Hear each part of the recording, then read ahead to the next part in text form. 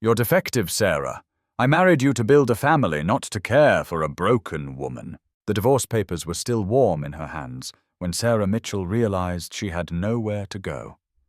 Cast out into a December snowstorm for being defective, she was about to discover that sometimes being thrown away is exactly what leads you home. What happened that frozen night in Chicago would shatter every rule about how families are supposed to form. When a single-father CEO spotted a desperate woman at a bus stop, his simple act of kindness would prove that the most broken moments often create the most beautiful beginnings. This is the story of a woman who was told she wasn't enough, and the family who showed her she was everything they'd been missing. Before we continue, please tell us, where in the world are you tuning in from? We love seeing how far our stories travel. The fluorescent lights in Dr. Peterson's office hummed with the same cold indifference that Sarah Mitchell had grown accustomed to over the past 4 years. She sat in the familiar leather chair, her hands folded tightly in her lap, watching the doctor's face as he delivered what she already knew would be devastating news. "I'm sorry," Dr. Peterson said, his voice carrying the practiced gentleness of someone who'd delivered this particular heartbreak countless times before. "The latest tests confirm what we suspected. The endometriosis has progressed significantly.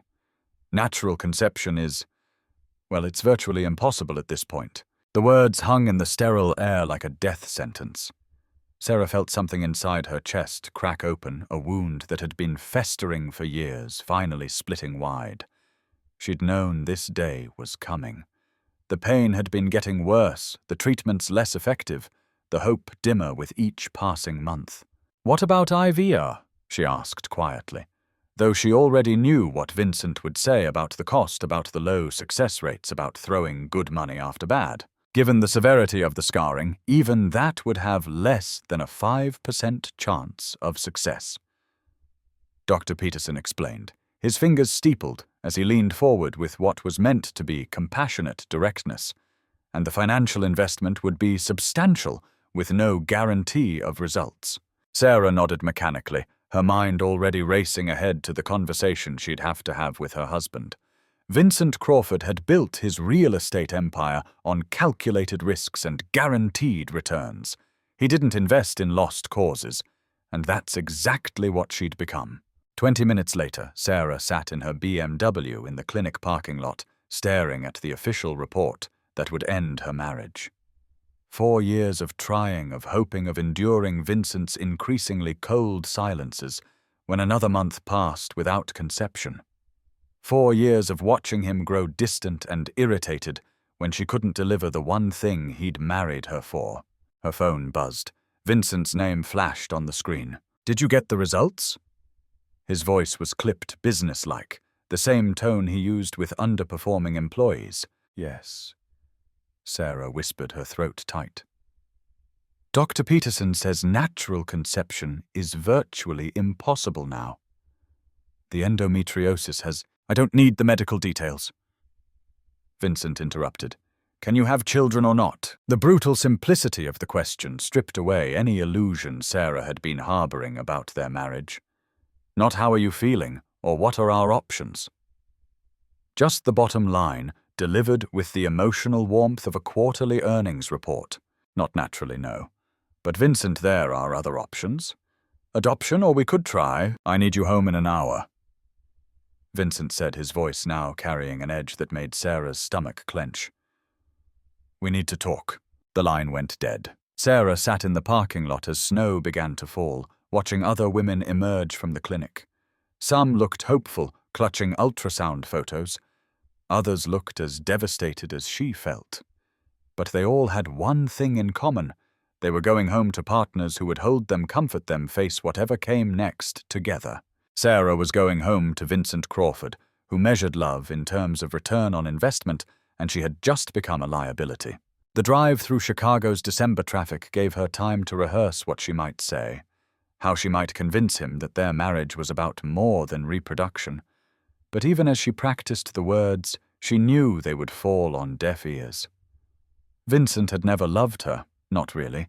He'd loved the idea of her young, beautiful, from a good family, perfect for producing the heirs he needed to carry on his legacy. She pulled into the circular driveway of their Lincoln Park mansion, a monument to Vincent's success that had always felt more like a mausoleum than a home. The house was beautiful, impressive, and utterly without warmth, much like their marriage. Vincent was waiting in his study, standing behind his mahogany desk, like a judge preparing to deliver a verdict. His sandy brown hair was perfectly styled, his expensive suit wrinkle-free despite the long day.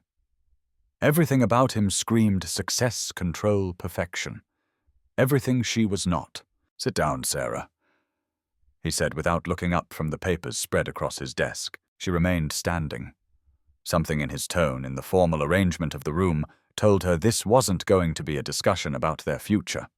This was going to be a termination. "I've been thinking about this for months," Vincent began, his voice steady and cold. "Ever since Dr. Peterson mentioned that the condition was progressive. I've consulted with my lawyer, and I think it's best if we end this marriage now, before we waste any more time on a situation that clearly isn't going to improve." Sarah felt the floor shift beneath her feet. "Vincent, we've only been trying for 4 years. Lots of couples take longer, and there are so many options now." "I don't want options." Vincent's voice cut through her, pleading like a blade. "I want biological children, my children. I want a wife who can give me a family, not someone I have to take care of like an invalid." The words hit her like physical blows. "I'm not an invalid. I have a medical condition that makes you incapable of fulfilling the basic function of a wife." Vincent finally looked at her, his pale blue eyes completely devoid of warmth or empathy. "I've already filed the papers. The marriage is over, Sarah. I need you to pack your things and leave." The silence that followed was deafening. 4 years of marriage, 8 years together, dismissed in less than 5 minutes. No discussion, no counseling, no attempt to find alternatives. Just a cold, corporate decision delivered without a trace of emotion. When Sarah asked, her voice barely above a whisper, Tonight. I don't want to drag this out unnecessarily." "Tonight," Sarah's voice rose in panic. "Vincent, it's December. It's snowing. Where am I supposed to go?" Vincent shrugged, already turning his attention back to his papers. "That's not my concern anymore. You're a grown woman. Figure it out." Sarah stared at him. This man she'd shared a bed with for 4 years, who had once promised to love her in sickness and in health. The stranger behind the desk bore no resemblance to the charming man who'd swept her off her feet when she was 25 and working as a receptionist at his company. "I gave up everything for you," Sarah said, finding her voice again. "My job, my friends, my independence. I organized your life, hosted your parties, smiled at your clients. I've been a good wife, Vincent." "You've been an adequate wife," Vincent corrected without looking up. "But I need more than adequate. I need functional. And you're not." The cruelty of it took Sarah's breath away. She'd known Vincent was ambitious, driven, sometimes ruthlessly practical. But she'd never imagined he was capable of this level of coldness. "Where am I supposed to go?" she asked again, hating the desperation in her voice. "Call your cousin, stay at a hotel, find a shelter." "I honestly don't care, Sarah. This isn't my problem anymore. I don't have money for a hotel. You know that. I haven't worked in 4 years." Vincent reached into his desk drawer and pulled out a thin envelope. "There's $1,500 in cash. That should be enough to get you settled somewhere temporarily." $1,500. 4 years of marriage reduced to $1,500 in an envelope like severance pay for a terminated employee. Sarah took the envelope with numb fingers. "You're really doing this? You're actually throwing me away like garbage because I can't have children." "I'm making a practical decision based on irreconcilable differences," Vincent said, his voice taking on the tone he used in depositions. "Our goals are no longer compatible." Sarah laughed, a bitter sound that surprised even her. "Our goals, I didn't know. Love had goals, Vincent. I thought it was supposed to be unconditional." "Love is a luxury I can't afford," Vincent replied. "I have a legacy to build, a business to pass down. I need a wife who can help me with that, not hold me back. Not hold. And what about for better or worse, in sickness and in health? You're not sick, Sarah. You're broken. There's a difference." The finality in his voice told Sarah that no amount of pleading or reasoning would change his mind. Vincent Crawford had made his decision with the same cold calculation he brought to every business deal, and she was just another asset to be liquidated. "I'll need 2 hours to pack," Sarah said quietly, her pride finally overriding her desperation. "Fine, but I want you gone before 7. I have dinner plans." Of course he did, probably with the young associate from his firm, who'd been making increasingly frequent appearances at company events, the one with the bright smile and the obvious fertility that Sarah could never compete with. Sarah walked out of Vincent's study and up the stairs to what had been their bedroom, her legs feeling disconnected from her body. 2 hours to pack up 4 years of marriage, to gather the pieces of a life that had just been declared worthless. She moved mechanically, throwing clothes into the worn duffel bag she'd brought to the marriage. Most of her belongings were gifts from Vincent chosen to reflect his taste rather than hers. She left them behind, taking only what was truly hers. A few changes of clothes, the photograph of her parents who'd died in a car accident 6 years ago, and the wedding ring that now felt like a shackle around her finger. As she packed, snow continued to fall outside the bedroom window, covering the city in a blanket of white that would have been beautiful under different circumstances. But all Sarah could think about was how cold it was going to be, and how utterly alone she was in the world. At exactly 7 o'clock, Vincent appeared in the doorway of their bedroom, car keys jingling in his hand. Sarah was sitting on the edge of the bed, her packed duffel bag at her feet, staring at the room that had been her sanctuary for 4 years. "Time's up," he said without a trace of sympathy in his voice. Sarah stood slowly, slinging the bag over her shoulder. It contained everything she owned now. 3 changes of clothes, a few toiletries, the photograph of her parents, and the divorce papers Vincent had handed her on her way upstairs. Her entire life reduced to what could fit in a bag meant for weekend trips. "My car," she asked quietly, "is in my name. You can take the L or call a cab." Of course. Sarah had been so focused on becoming the perfect wife that she'd allowed Vincent to put everything in his name for tax purposes. The car, the credit cards, even her small savings account had been transferred to his management. She'd trusted him completely, and now that trust had left her with nothing but the cash in the envelope and whatever was in her personal checking account, maybe $800 total. Vincent didn't offer to drive her anywhere, didn't ask where she was planning to go.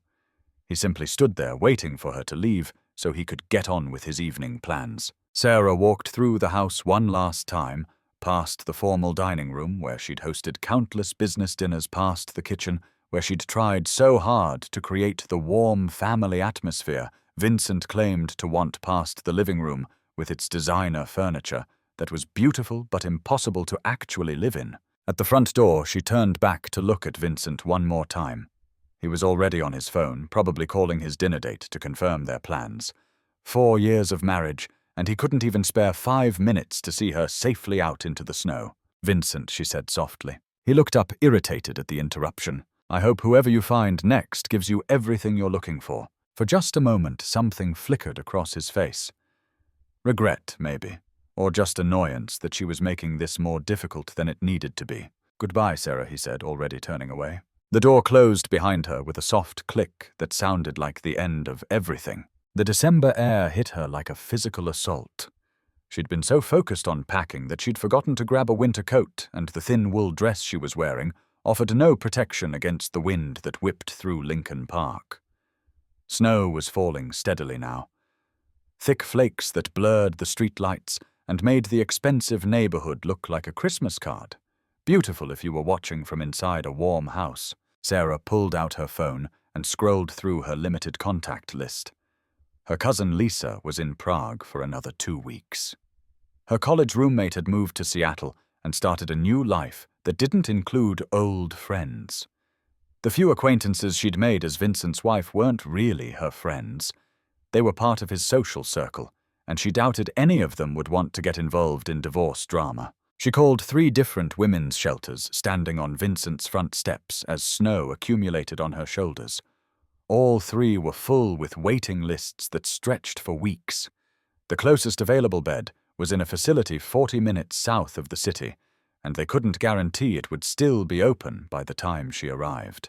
A hotel, then. But even the cheapest places she could find online were $80 a night, and that was before taxes and deposits. Her $1,500 might stretch for 2 weeks if she was careful, but then what? She had no job, no references that weren't connected to Vincent, no skills beyond organizing social events and managing a household. The irony wasn't lost on her. She'd spent 4 years learning to be the perfect wife, and now those were the only skills she had.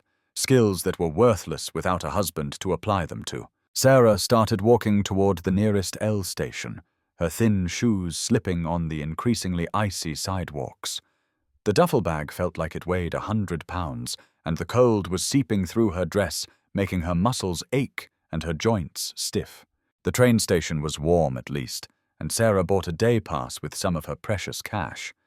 She had no destination in mind, just a desperate need to get out of Lincoln Park before someone Vincent knew saw her, and reported back that his ex-wife was wandering the streets like a homeless person, which she realized with growing panic was exactly what she was. Sarah rode the train aimlessly for 2 hours, watching the city pass by outside the frosted windows. Families headed home from holiday shopping. Couples holding hands, children pressed against the glass, pointing at the snow. Everyone had somewhere to go, someone waiting for them. Everyone except her. When the train reached the end of the line, Sarah got off and found herself in an unfamiliar neighborhood on the north side. The area was middle-class family-oriented, with small houses and tree-lined streets that looked nothing like Vincent's upscale enclave. It was the kind of neighborhood she'd dreamed of living in when she was younger, before she'd been swept away by Vincent's wealth and sophistication. The bus stop was just a simple shelter with a bench and a posted schedule, but at least it offered some protection from the wind. Sarah settled onto the cold metal bench and pulled out her phone to check the bus times. The last bus had left 20 minutes ago.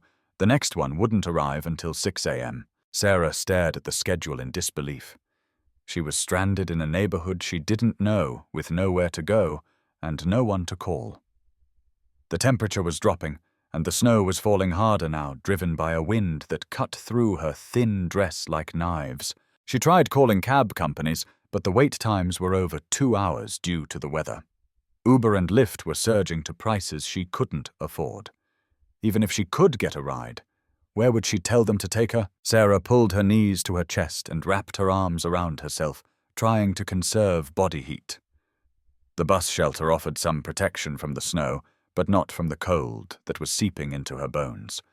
Her feet were already going numb, and her hands were shaking too badly to operate her phone properly. She thought about her parents who'd died when she was 22. They'd loved her unconditionally, supported her dreams, believed she could do anything she set her mind to. They'd never lived to see her marry Vincent, never saw her gradually disappear into his shadow, until she forgot who she was without him. What would they think of her now? Their daughter reduced to shivering in a bus shelter because she'd trusted the wrong man with her entire future. The snow kept falling, and Sarah kept getting colder. She could feel her thinking becoming sluggish, her movements less coordinated. She'd read about hypothermia, knew that drowsiness was one of the warning signs. But she couldn't seem to make herself get up, couldn't figure out where to go or what to do next. Maybe this was how it ended. Maybe Vincent was right, and she really was broken beyond repair. Maybe it was easier to just sit here and let the cold make the decision for her. Sarah closed her eyes and listened to the wind howl through the bare branches above the bus shelter. In the distance, she could hear the sounds of the city cars passing, doors closing, families settling in for the night. Normal people living normal lives, safe and warm and loved. She'd wanted so desperately to be normal, to be the wife Vincent needed to give him the children he wanted to create the family they'd both dreamed of. But her body had betrayed her, and now she was paying the ultimate price for that betrayal. The cold was making her drowsy now, and Sarah found herself drifting in and out of consciousness. She was vaguely aware that this was dangerous, that she needed to stay awake, but it was so much easier to just close her eyes and pretend that when she woke up, none of this would be real. The sound of children's laughter drifted through Sarah's semi-conscious haze, pulling her back to awareness. She opened her eyes to find herself slumped against the bus shelter's plexiglass wall, her body shivering uncontrollably. The laughter belonged to a family walking past on the sidewalk, bundled in warm coats and holding hands as they navigated the snowy street. Sarah tried to sit up straighter and immediately regretted it. Her muscles had stiffened from the cold, and moving sent sharp pains through her back and neck. Her feet were completely numb now, and her hands were so cold she could barely feel her fingers. The phone in her lap showed 11:47 p.m., which meant she'd been sitting here for nearly 3 hours. 3 hours in 8-degree weather, wearing nothing but a thin wool dress and inadequate shoes. 3 hours of watching her breath form clouds in the frigid air, of feeling her body temperature drop degree by degree, of coming to terms with the fact that Vincent Crawford had quite possibly sentenced her to death. The irony was bitter. After years of struggling with fertility, of feeling like her body was failing her, she was now facing the very real possibility that it might fail her in an entirely different way. She'd survived the endometriosis, the failed treatments, the monthly heartbreak of negative pregnancy tests, only to potentially freeze to death because her husband had decided she wasn't worth keeping warm. Sarah fumbled for her phone again, her numb fingers struggling to unlock the screen. Maybe she'd missed a call back from one of the shelters. Maybe there was a late-night crisis line she could call. Maybe there was some resource she hadn't thought of yet. But as she scrolled through her contacts, the truth became unavoidable. There was no one. In 4 years of marriage to Vincent, she'd allowed herself to become completely isolated. The friends she'd had before marriage had gradually fallen away, victims of Vincent's subtle but persistent campaign to keep her world small and manageable. He'd discouraged her from maintaining close friendships, suggesting that her time was better spent supporting his career and their shared future. Now she understood why. Isolated women were easier to discard. Sarah's cousin Lisa had been her last real connection to her old life, but Lisa was halfway around the world and wouldn't be back for weeks. Even if she were here, Sarah wasn't sure she'd want to burden her with this mess. Lisa had her own life, her own problems, and Sarah's situation was hardly the kind of crisis anyone would want to inherit. The cold was making it hard to think clearly. Sarah's thoughts kept drifting, memories mixing with present reality in a way that should have alarmed her, but instead felt oddly comforting. She remembered being a little girl building snow forts with her parents in their backyard. Her mother's hands always warm, rubbing feeling back into her cold fingers after hours of winter play. Her father's voice calling her inside for hot chocolate and grilled cheese sandwiches. They'd loved her unconditionally. Her father had never made her feel like her worth was tied to what she could produce or achieve. Her mother had never suggested that Sarah's value as a woman depended on her ability to bear children. They'd simply loved her for who she was, supported her dreams, and believed in her potential. If they were alive now, they'd be horrified by what she'd allowed herself to become. They'd raised her to be strong, independent, capable of standing on her own. Instead, she'd willingly given up every piece of her autonomy to become Vincent's perfect accessory. A car drove past, its headlights sweeping across the bus shelter, and for a moment Sarah's heart lifted. Maybe someone would stop. Maybe someone would offer help. But the car continued on its taillights, disappearing into the snowy night. Of course, who would stop for a stranger at a bus stop at midnight? It wasn't safe, it wasn't smart, and it wasn't anyone else's responsibility to rescue her from the consequences of her own poor choices. Sarah's vision was starting to blur around the edges, and she recognized this as another warning sign. Her body was shutting down non-essential functions to preserve core temperature, but there wasn't much left to preserve. She needed to do something, needed to move, needed to find warmth, but the options were becoming increasingly limited. She could try walking to find an all-night business, but she wasn't sure her legs would support her, and the risk of collapsing in the snow seemed worse than staying put. She could call 911, but the embarrassment of being picked up as a public nuisance felt overwhelming, and she wasn't sure ambulance services were free. The divorce papers in her bag seemed to mock her.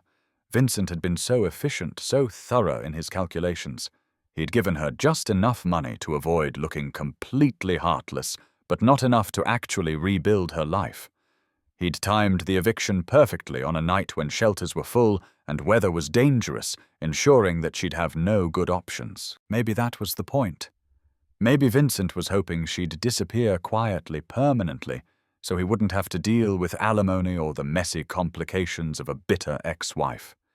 Maybe this was his final solution to the problem of Sarah Mitchell Crawford. Sarah closed her eyes again, feeling the drowsiness pull at her consciousness.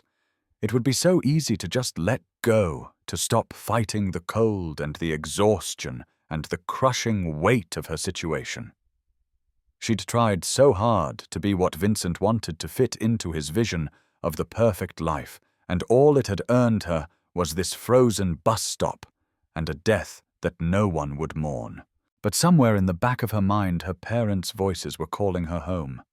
Not to the mansion she'd just left, but to the warm kitchen of her childhood, to the unconditional love that had shaped her before Vincent's conditional love had broken her. They hadn't raised her to give up. They'd raised her to fight to survive, to believe in her own worth even when no one else did. Sarah forced her eyes open and tried to straighten up again. She wasn't dead yet, and as long as she was breathing, there was still hope, even if that hope was as fragile and fleeting as her rapidly fading body heat. David Harrison's Italian leather shoes crunched against the salt-stained sidewalk as he walked through Chicago's Lincoln Park neighborhood, his twin daughters flanking him like small bodyguards. At 34, David had learned to navigate single parenthood with the same meticulous attention to detail that had made Harrison Tech Solutions one of the city's fastest-growing companies. Every evening routine was precisely planned. Every potential crisis had a backup solution. Tonight's plan had been simple dinner at Romano's to celebrate closing the Peterson account, then home for bath story time and bed by 9. But Lily and Rose Harrison, 8 years old, and possessing their late mother's gift for beautiful disruption, had other ideas. "Daddy, can we walk home instead of taking the car?" Lily had asked as they'd left the restaurant. "The snow is so pretty and we hardly ever get to walk at night." "Please, please, please," Rose had added, bouncing on her toes with excitement. "We have our warm coats and it's not that far." David had hesitated. His Mercedes was parked in the restaurant's valet lot, warm and safe and efficient. Walking meant adding 30 minutes to their evening routine, meant risking wet feet, and runny noses meant deviating from the schedule that kept their lives running smoothly. But then he'd looked at his daughters' faces bright with anticipation and wonder at the falling snow, and remembered Rebecca's voice. "Let them be children, David. The schedules and plans can wait." Rebecca. 2 years since the accident, and her presence still guided his decisions, still whispered wisdom in his ear during moments of uncertainty. She would have said yes to the walk without hesitation. "All right," David had agreed, watching his daughters' faces light up with joy. "But we stay together, and if anyone gets too cold, we're calling a cab." Now they were 15 minutes into the walk home, and David was second-guessing his decision. The snow was falling harder than it had been when they'd left the restaurant, and the temperature was dropping fast. His breath formed clouds in the frigid air, and despite their winter coats, both girls were starting to slow down. "How much further?" Daddy Rose asked, her small voice muffled by the purple scarf wrapped around her neck. "Just a few more blocks, sweetheart," David replied, adjusting his grip on the briefcase that contained his life contracts, proposals, and the portable office that allowed him to be both present father and successful CEO. "Are you getting too cold?" a little Lily admitted, pressing closer to his side.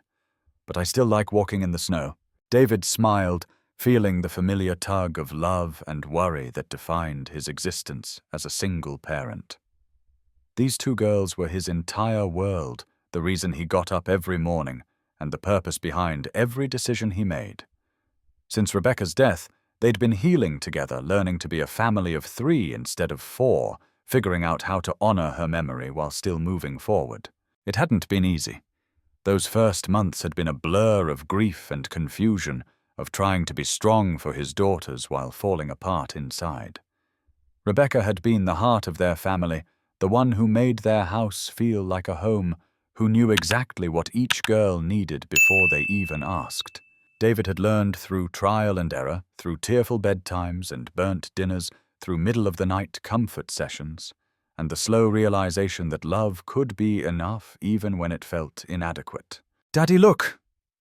Lily said suddenly, pointing ahead to where a bus stop shelter glowed under a streetlight.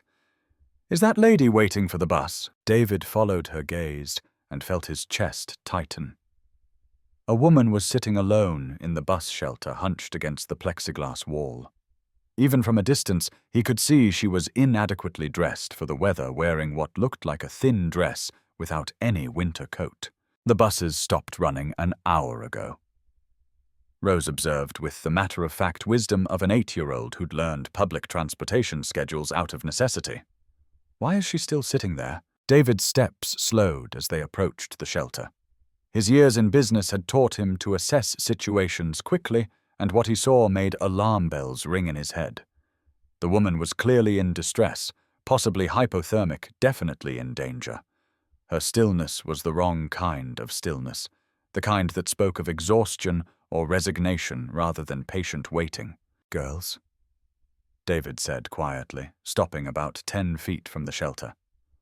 "I want you to stay right here for a minute, okay? Is she in trouble?" Lily asked, her young face creased with concern. "I think she might be," David replied honestly. He'd learned not to lie to his daughters about difficult things. Rebecca's illness and death had taught them all that sometimes life was hard and pretending otherwise didn't protect anyone. David approached the shelter slowly, his businessman's eye taking in details that painted a troubling picture. The woman was young, probably late 20s, with blonde hair that had escaped from what might once have been a careful style. Her dress was expensive but completely inappropriate for winter weather. She had a duffel bag beside her that looked like everything she owned in the world. Most telling was her complete stillness. She wasn't checking her phone, wasn't looking around for an approaching bus, wasn't showing any of the restless energy of someone actively waiting for something. She was just sitting, enduring. "Excuse me," David said gently, not wanting to startle her. "Are you waiting for a bus?" The woman's head lifted slowly, and David felt his heart clench at what he saw. Her face was pale, her lips tinged blue with cold, but it was her eyes that stopped him. They held the hollow look of someone who'd been broken recently and thoroughly. She looked at him with the wary exhaustion of someone who expected nothing good from strangers. "Yes," she said, though her voice shook with cold and something deeper. "Just waiting." David glanced at the posted schedule, confirming what Rose had already observed. "Ma'am, the last bus on this route left over an hour ago. There won't be another one until morning." He watched her face carefully as this information registered, saw the way her shoulders sagged slightly, as if he'd confirmed something she'd been afraid to believe. She wasn't waiting for a bus. She was just waiting. For morning, maybe.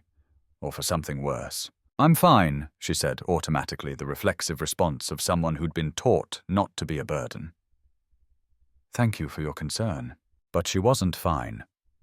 Even David's inexperienced eye could see the signs of hypothermia setting in, the uncontrollable shivering, the sluggish responses, the way she seemed to be moving in slow motion. She was wearing a thin wool dress in 8-degree weather, and she'd been sitting in this shelter for who knew how long. Daddy, Lily's voice called from behind him, small and worried. "She's freezing. We should help her." "Emily's right," Rose added, using the special voice she reserved for serious proclamations. "Remember what you always say about helping people who need it." David turned to look at his daughters, these two beautiful souls who'd inherited their mother's enormous capacity for compassion. Rebecca had always said that kindness was the most important thing they could teach the girls, more important than good grades or proper manners or social success. Kindness was what made people human. And right now, kindness meant not walking away from a woman who was clearly in crisis. David approached the shelter again, kneeling down to put himself at eye level with the woman. The businessman in him was calculating risks, stranger danger, the girl's safety, the possibility that this woman might be mentally ill or dangerous. But the father in him, the part that had been shaped by Rebecca's gentle wisdom, knew that sometimes taking care of others was exactly how you took care of your own children. "My name is David Harrison," he said gently. "These are my daughters, Lily and Rose. We live about 6 blocks from here, and I'd like to offer you a warm place to stay tonight, at least until you can figure out your next steps." The woman stared at him as if he'd spoken a foreign language. "I can't accept that," she said automatically. "You don't know me. I could be dangerous." David almost smiled at that. This woman, shivering and vulnerable and clearly at the end of her rope, worried that she might be dangerous to him. "You're sitting in a bus shelter in 8-degree weather without a coat," he said kindly. "The only danger you pose is to yourself." He gestured toward his daughters, who were watching the conversation with the intense focus they brought to everything that mattered. "Look, I understand if you're wary of strangers, but I have 2 children with me which should tell you something about my intentions, and I can't in good conscience walk past someone who clearly needs help." David stood up, extending his hand toward the woman. "So please let us at least get you warm and fed. After that, if you want to leave, I'll call you a cab to wherever you want to go. Deal?" Sarah looked up at the man standing before her, trying to process what he was offering through the fog of cold and exhaustion that had settled over her mind. 6 blocks away was warm shelter, food, safety. 6 blocks away was everything she needed to survive the night. But accepting help from a stranger went against every rule Vincent had drilled into her about safety and propriety. Nice women didn't go home with men they'd just met. They didn't impose on families, didn't create awkward situations, didn't make themselves burdens to people who owed them nothing. Then again, nice women probably also didn't end up freezing to death at bus stops after being discarded like unwanted furniture. "I don't want to impose," Sarah managed, though her teeth were chattering so hard it was difficult to speak clearly. "You have children to think about. You don't need a stranger complicating your evening." The man David, he'd said his name was, knelt down again, bringing himself back to her eye level. There was something about his posture, patient and non-threatening, that reminded her of her father.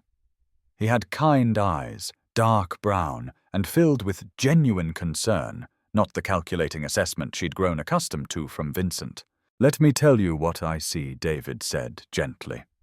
"I see someone who's in trouble, who's cold and scared and probably hasn't eaten in a while. I see someone who's trying very hard to be brave and self-sufficient, but who needs help right now, whether she wants to admit it or not." He paused, glancing back at his daughters before continuing. "My girls lost their mother 2 years ago. Since then, I've tried to teach them that when we see people in pain, we don't look away. We help if we can. Not because we expect anything in return, but because it's the right thing to do." Sarah felt tears prick her eyes, though they froze almost immediately in the cold air. This stranger was offering her more kindness than her own husband had shown her in months. "I don't have anything to offer you in return," she whispered. "I can't even pay you for the trouble." "I'm not asking for payment," David said firmly. "I'm asking you to let me and my daughters be good people tonight. Let us help someone who needs help. Let us be the kind of family my wife would have been proud of."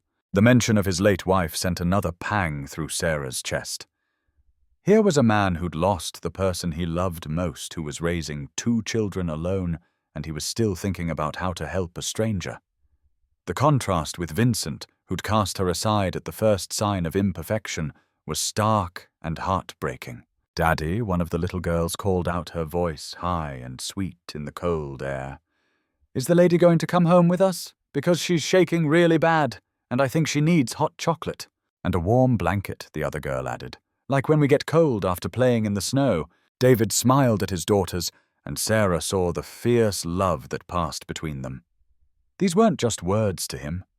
This was how he was actually raising his children. To notice suffering and respond with compassion. To see strangers as potential friends rather than potential threats. "What do you say?" David asked, turning back to Sarah. "Will you let us help you?" Sarah tried to think of alternatives, tried to come up with any other option that didn't involve accepting charity from strangers. But her mind was sluggish with cold, and the truth was becoming undeniable. She had no other options. She could sit here and freeze, or she could trust this man with kind eyes and compassionate children. "Okay," she whispered the word, barely audible above the wind. "Thank you." David's face lit up with relief, and he immediately stood to help her up from the bench. Sarah tried to rise on her own, but her legs were stiff and unsteady from the cold. David caught her elbow as she swayed, his grip firm and reassuring. "Easy," he said gently. "You've been sitting in the cold for a long time. Your body needs a minute to adjust." As soon as Sarah was standing, David began shrugging out of his own coat, an expensive-looking navy pea coat that probably cost more than she'd spent on clothes in the past year. "Here," he said, draping it around her shoulders before she could protest. "You need this more than I do." The coat was warm from his body heat and smelled like expensive cologne and something indefinably masculine. It was so big on her that it hung almost to her knees, but the warmth was immediate and overwhelming. Sarah had forgotten what it felt like to be warm. "But you'll be cold," she protested weakly. "I have a sweater, and we're not going far." David assured her. "Besides, I'm not the one who's been sitting outside for 3 hours." 3 hours. Had it really been that long? No wonder she could barely feel her feet or think clearly. 3 hours of slowly freezing while Vincent was probably enjoying his dinner plans, probably not sparing a single thought for the woman he'd discarded. "Can you walk okay?" David asked, studying her face with concern. "We can call a cab if you're not feeling steady." Sarah tested her legs, taking a few tentative steps. They held though she felt shaky and weak. "I think I can manage," she said. "It's not far, right?" 6 blocks, David confirmed. "Girls, come here. Let's all walk together." The 2 little girls approached eagerly, their faces bright with curiosity and excitement. Up close, Sarah could see they were identical twins, with dark hair and their father's brown eyes. They were beautiful children, well-dressed, and obviously well-loved, with the kind of confident sweetness that came from being raised with consistent affection. "I'm Lily," the one in the purple coat announced, falling into step beside Sarah.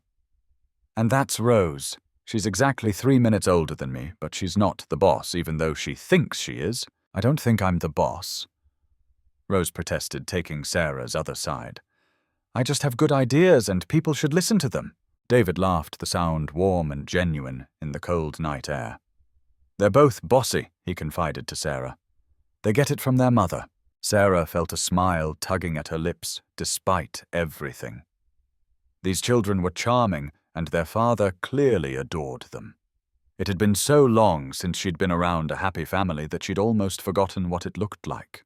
"How old are you?" Lily asked as they began walking through the snow. "I'm 29, Sarah replied, surprised by how strange her own voice sounded.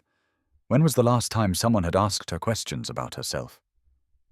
When was the last time anyone had been curious about who she was, rather than what she could do for them? "That's really old," Rose observed, matter-of-factly. "But not as old as Daddy. He's 34, which is practically ancient." "Hey now," David protested, but he was grinning. 34 is the prime of life, thank you very much." "What's your name?" Lily asked, apparently fascinated by this new addition to their evening. Sarah hesitated. She'd been Sarah Crawford for 4 years, but Vincent had made it clear that name no longer belonged to her. "Sarah," she said finally. "Sarah Mitchell."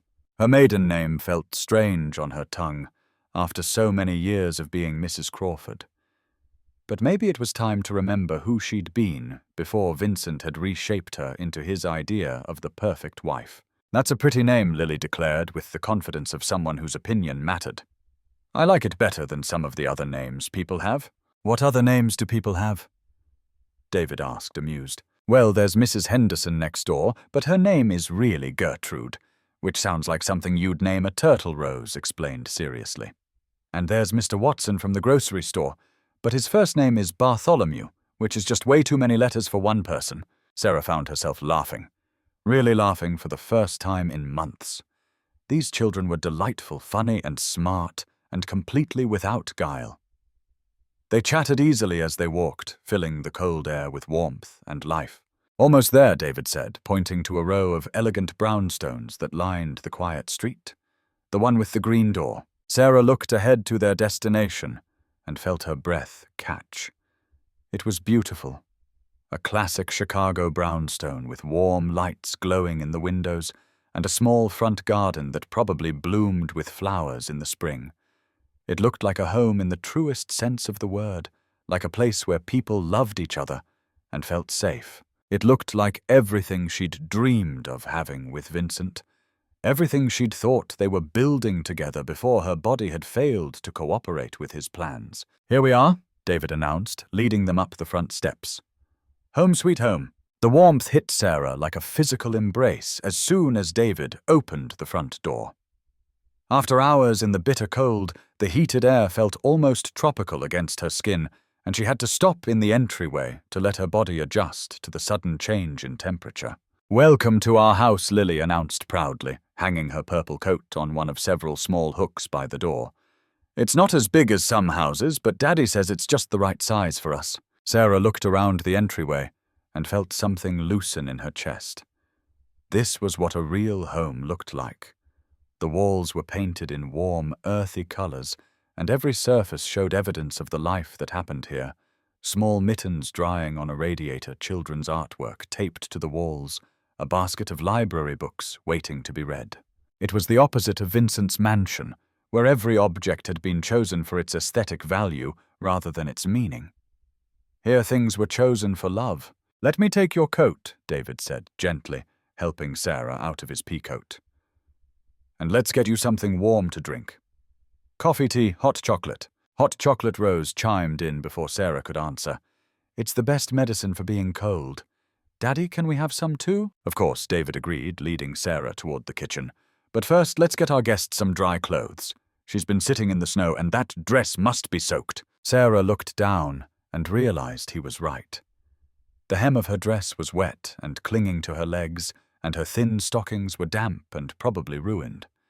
She'd been so focused on the cold that she hadn't even noticed how uncomfortable she was. "I have some clothes in my bag," she said quickly, not wanting to impose any further. "I'm sure you do," David said kindly. "But let me grab you something warm to change into first.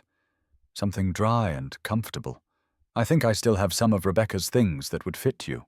The casual mention of his late wife's name made Sarah's heart clench.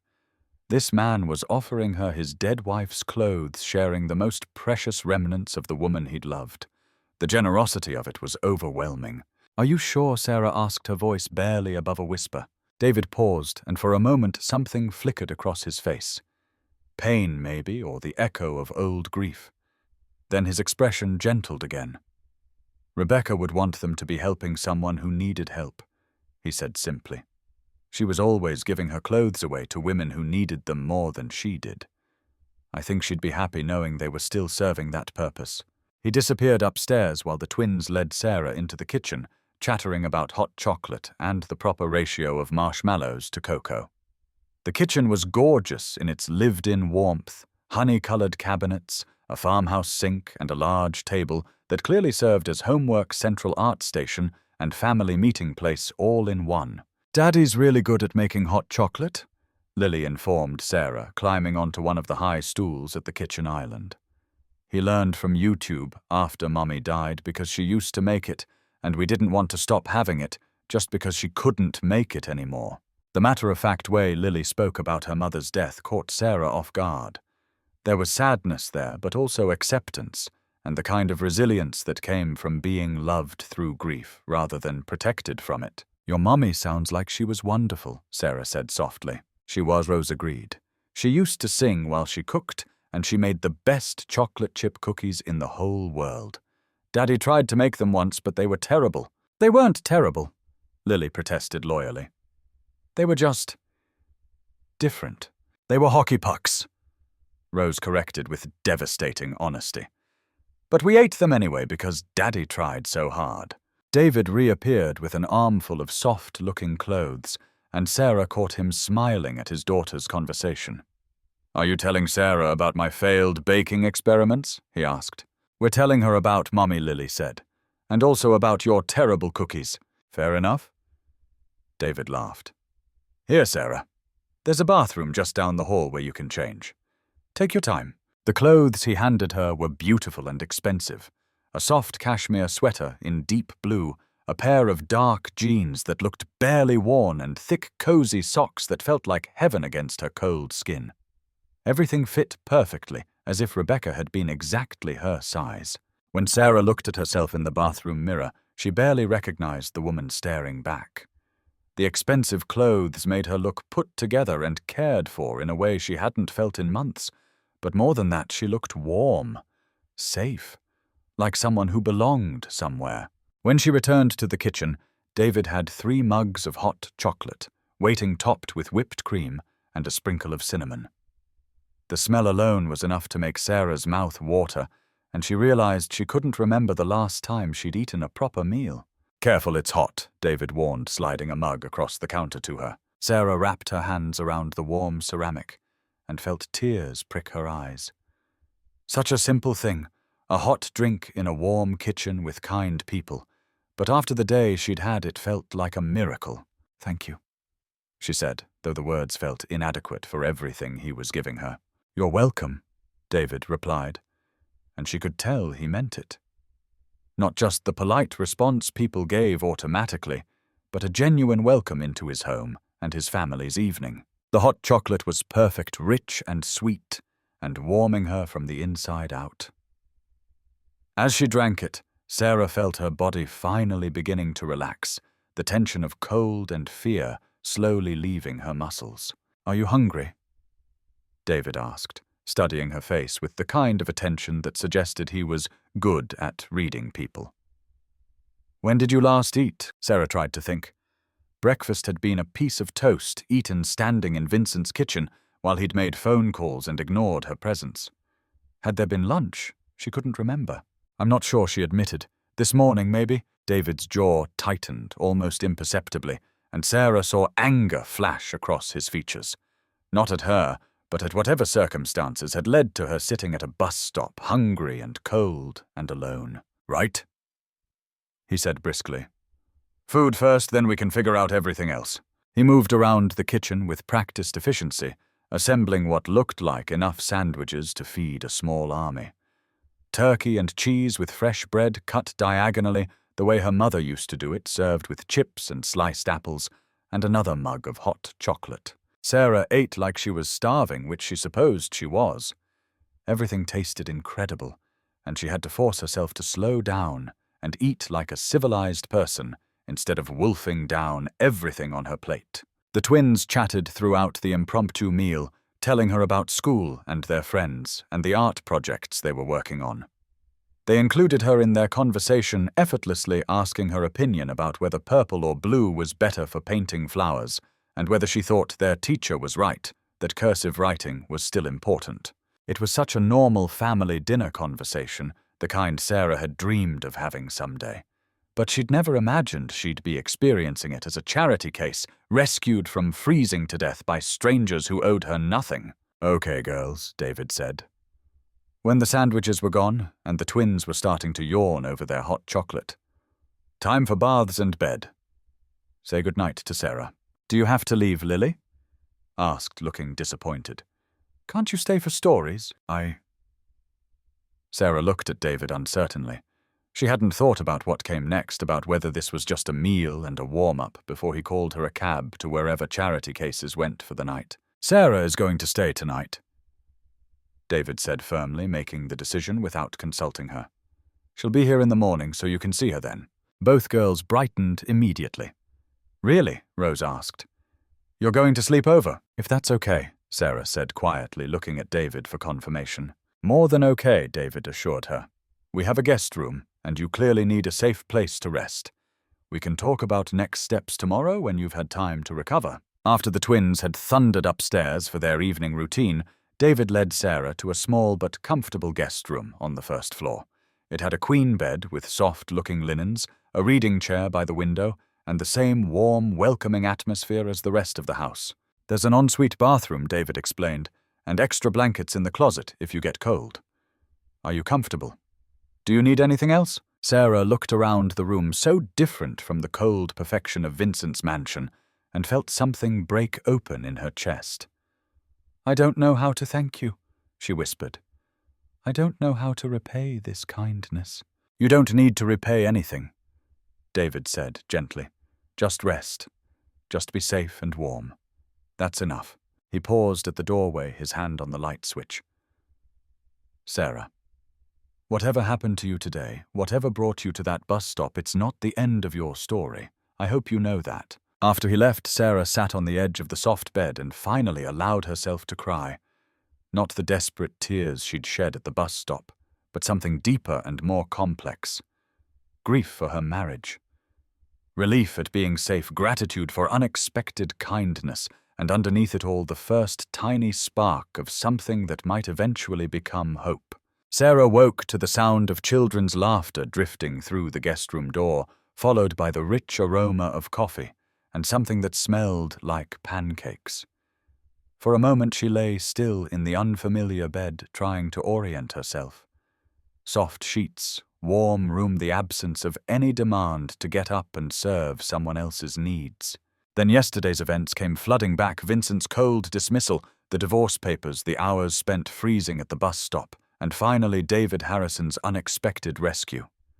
She was safe, warm, and for the first time in months she'd slept through the night without waking to Vincent's restless movement or the anxiety that had become her constant companion. The bedside clock showed 7:30 a.m., and Sarah could hear movement throughout the house. The morning routine of a family getting ready for the day. She should get up, get dressed, get out of their way. She'd imposed enough on these kind strangers. A soft knock on the door interrupted her thoughts. "Sarah, are you awake?" David's voice was gentle, respectful. "Breakfast is ready if you'd like to join us. No pressure, though. You can sleep as long as you need." "I'm awake," Sarah called back, sitting up and finger-combing her hair. "I'll be right out." She found her way to the kitchen, following the sounds of family breakfast and the increasingly delicious smells. David stood at the stove, expertly flipping pancakes while carrying on a conversation with his daughters about their plans for the day. He was dressed in dark jeans and a soft grey sweater, looking every inch the successful businessman, even in casual weekend clothes. Sarah Lily bounced in her chair with excitement. "Daddy made pancakes. They're shaped like flowers, but Rose says they look more like alien spaceships." "They do look like spaceships," Rose insisted, pointing at her plate, where several vaguely round pancakes were drowning in syrup. "But that's okay, because spaceships are cool." "Good morning," David said, turning to smile at Sarah. "How did you sleep? Better than I have in months?" Sarah admitted honestly. The guest room had been perfectly quiet and comfortable, a stark contrast to the tension-filled master suite she'd shared with Vincent. "Coffee," David offered, already reaching for a mug. "I'm afraid I only have regular coffee and decaf. The girls haven't converted me to fancy drinks yet." "Regular coffee sounds perfect," Sarah said, accepting the steaming mug gratefully. The coffee was excellent, strong and fresh, and she wrapped her hands around the warm ceramic like an anchor. "Sit, sit," David gestured toward the empty chair at the kitchen table. "Pancakes coming right up, and please don't feel like you need to rush off anywhere. It's Saturday, we have nowhere important to be." Sarah settled into the chair next to Lily, who immediately launched into an enthusiastic description of her plans for the day. Art projects playing in the backyard if the snow stopped, and maybe convincing her father to take them to the Children's Museum. "What do you like to do on Saturdays?" Rose asked Sarah with the direct curiosity of childhood. Sarah paused, trying to remember. What had she done on Saturdays with Vincent? Hosted brunches for his business associates, attended charity events, where she smiled and made small talk while he networked organized social gatherings that served his agenda rather than brought her joy. "I used to like reading," Sarah said slowly, surprised by the memory. "And taking long walks. I used to paint watercolors, though I wasn't very good at it." "Daddy's not good at painting either," Lily said loyally. "But he tries, and that's what matters." David placed a plate of perfectly formed flour pancakes in front of Sarah, and she felt her throat tighten with unexpected emotion. When was the last time someone had made her breakfast? When was the last time someone had cared whether she was hungry or comfortable or happy? "These are beautiful," Sarah said, meaning it. "You didn't have to go to so much trouble." "No trouble," David replied easily. "Saturday morning pancakes are a family tradition." Rebecca started it when the girls were little, and we've kept it going. He said his wife's name naturally without the painful hesitation of fresh grief. There was still love there, still sadness, but also acceptance and the ability to honor her memory while living in the present. "Tell me about your mom," Sarah said gently to the twins. "She sounds like she was wonderful." Lily and Rose launched into a catalogue of their mother's virtues, her bedtime stories, her chocolate chip cookies, her ability to braid hair into intricate patterns, her tradition of having tea parties on rainy afternoons. "She died in a car accident," Rose explained with the matter-of-fact delivery that children used for incomprehensible truths. "A man was texting while driving and hit her car. Daddy says it wasn't her fault and it wasn't our fault, and sometimes sad things just happen. But she's still with us in our hearts," Lily added unconsciously, echoing what was clearly a family refrain. "And in all the good things she taught us." Sarah felt tears prick her eyes as she watched David's face during his daughter's recitation. He was proud of how they'd processed their loss, how they'd found ways to keep their mother's memory alive while still moving forward. But she could also see the shadow of his own grief, carefully managed and mostly hidden, but still present. "Your daddy is very brave," Sarah told the girls. "Taking care of you both by himself, making sure you remember your mom, but also helping you be happy." "Sometimes he cries," Lily said quietly, "when he thinks we're asleep. But that's okay, because crying means you loved someone a lot." David cleared his throat, obviously moved by his daughter's observation. "Why don't you girls go get dressed for the day? We can decide about the museum later." After the twins had thundered upstairs, leaving behind the kind of cheerful chaos that only children could create. David refilled Sarah's coffee and sat down across from her at the kitchen table. "I hope they weren't too overwhelming," he said. "They don't often get new people to interrogate, so they go a little overboard when they do." "They're wonderful," Sarah said sincerely. "You've done an incredible job raising them. They're confident and kind and so obviously loved." "Rebecca did most of the heavy lifting in their early years," David admitted. "I was working too much, traveling too often, thinking I had time to figure out how to be a better father. When she died, I had to learn everything from scratch." Sarah heard the self-criticism in his voice and recognized it as the kind of guilt that came from surviving when someone you loved hadn't. "You're an amazing father," she said firmly. "Anyone can see how happy and secure they are." David looked away, his jaw working. Their mother left when they were 6 months old. She was a rising actress. Melissa Hart. You might have heard of her. Sarah had. Everyone had. Melissa Hart was everywhere these days. Magazines, movies, award shows. She never wanted children. Dylan continued, his voice low. But birth control failed. And suddenly she was pregnant with triplets. She tried to make it work, but when they were 6 months old, she got a call about an audition, a big one, career-changing, and the girls were sick. I was at work. She had to choose, and she chose the audition. Sarah finished softly. She said she'd send money visit, but after a year even the calls stopped. Dylan's hands clenched. I don't resent her for choosing her dream, but I resent her for making them feel like they weren't enough. They don't feel that way. They know they're loved. Because of you. Dylan said, I made sure of that, but I've been terrified of bringing anyone into their lives. What if I choose wrong? What if someone else leaves and breaks their hearts? Dylan, Sarah said, stepping closer. I can't promise I won't make mistakes, but I can promise I know what it feels like to be left. And I'd never do that to someone else. He met her eyes, and for the first time all night, she saw the weight he carried. The fear, the hope. Jane was right, he said. You are special. So are you? Sierra whispered. They stood there, two people who'd been broken in different ways, recognizing something in each other that felt like the beginning of healing. Would you like to do this again properly? A real date. I'd love that, but fair warning, I might insist your daughters come along sometimes. They're kind of the best part of the package. Dylan laughed, and it was the sound of a man remembering what hope felt like. Sarah, can I tell you something? And I don't want it to change our arrangement or make things awkward, but I can't not say it anymore. Sarah's heart began to pound. Something in his tone, in the way he was looking at her, suggested that whatever he was about to say would shift the foundation of everything between them. Okay, she whispered. I've fallen in love with you, David said quietly. The words settling into the kitchen like stones dropped into still water.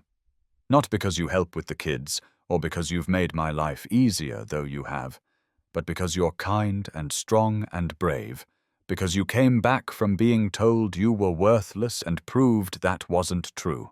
Sarah felt her breath catch her entire world tilting on its axis. David Harrison, this good man who'd saved her from freezing to death, who'd given her a chance to rebuild her life, who'd showed her what real love looked like through his devotion to his daughters. He loved her. Because my children love you, and I trust their judgment completely. David continued, his brown eyes holding hers steadily. Because when I think about the future, I can't imagine it without you in it. Sarah felt tears streaming down her cheeks, emotions she'd tried so hard to suppress, breaking through every careful barrier she'd constructed. But I know this is complicated, David said quickly, holding up a hand. I know you're still recovering from your divorce, still rebuilding your life. I know there's a professional dynamic here that makes things murky. So I'm not asking for anything to change right now. I just needed you to know that you're important to me, that you matter not as an employee or a helper, but as someone I've come to care about deeply. Sarah wiped her eyes, trying to find words for the emotions threatening to overwhelm her. David, you don't have to say anything, David interrupted gently. I just wanted you to know where I stand, especially if we're going to be talking about moving across the country together. You should know that my feelings for you go far beyond professional appreciation. I love you too, Sarah whispered, the words escaping before she could second-guess them. David's face transformed, surprise and hope and joy chasing away the careful restraint he'd been maintaining. You do. I've been trying not to, Sarah admitted, laughing through her tears. I've been trying to keep it professional, trying to convince myself that what I was feeling was just gratitude or relief at being safe. But it's not. I love you, and I love Lily and Rose, and the thought of this family being scattered across different time zones makes me physically ill. David reached across the table and took her hand, his thumb tracing circles across her palm. So we go to San Francisco together, he said, making it sound like the simplest thing in the world. All four of us. A family adventure. Are you sure? Sarah asked, hardly daring to believe it could be so easy. It would mean sharing space, more intimately dealing with the complications of whatever this is between us, while also managing the girls and your work. Sarah, David said, his voice steady and sure. I've been a single parent for 2 years. I've figured out that the only thing that really matters is keeping the people I love close and safe and happy. Everything else is just logistics. Sarah felt something settle deep in her soul, a sense of rightness and belonging that she'd never experienced before. This man loved her, not despite her struggles, but including them. He saw her infertility not as a failure, but as simply one aspect of who she was. He valued her contribution to his family, not because she filled a convenient role, but because she'd brought her whole self to loving them. The girls, Sarah said, thinking practically even as her heart soared. How do we tell them about us? About what this means? David smiled, the expression transforming his entire face. We tell them that sometimes adults who care about each other decide to be more than friends. We tell them that nothing about their security or our love for them changes, and we let them help us figure out what comes next. As if summoned by their conversation, the sound of small feet on the stairs interrupted them. Lily appeared in the kitchen doorway, rubbing her eyes sleepily. I heard talking, she said, looking between Sarah and David, with the intuitive awareness that children brought to adult emotions. Are you guys okay? You look like you've been crying, Sarah. Happy tears, sweetheart, Sarah said, extending her arms to invite Lily over for a hug. We were talking about some big changes that might be coming. Lily climbed into Sarah's lap, snuggling against her chest with the easy affection that had developed between them over the past few months. Good changes or scary changes, both David said honestly.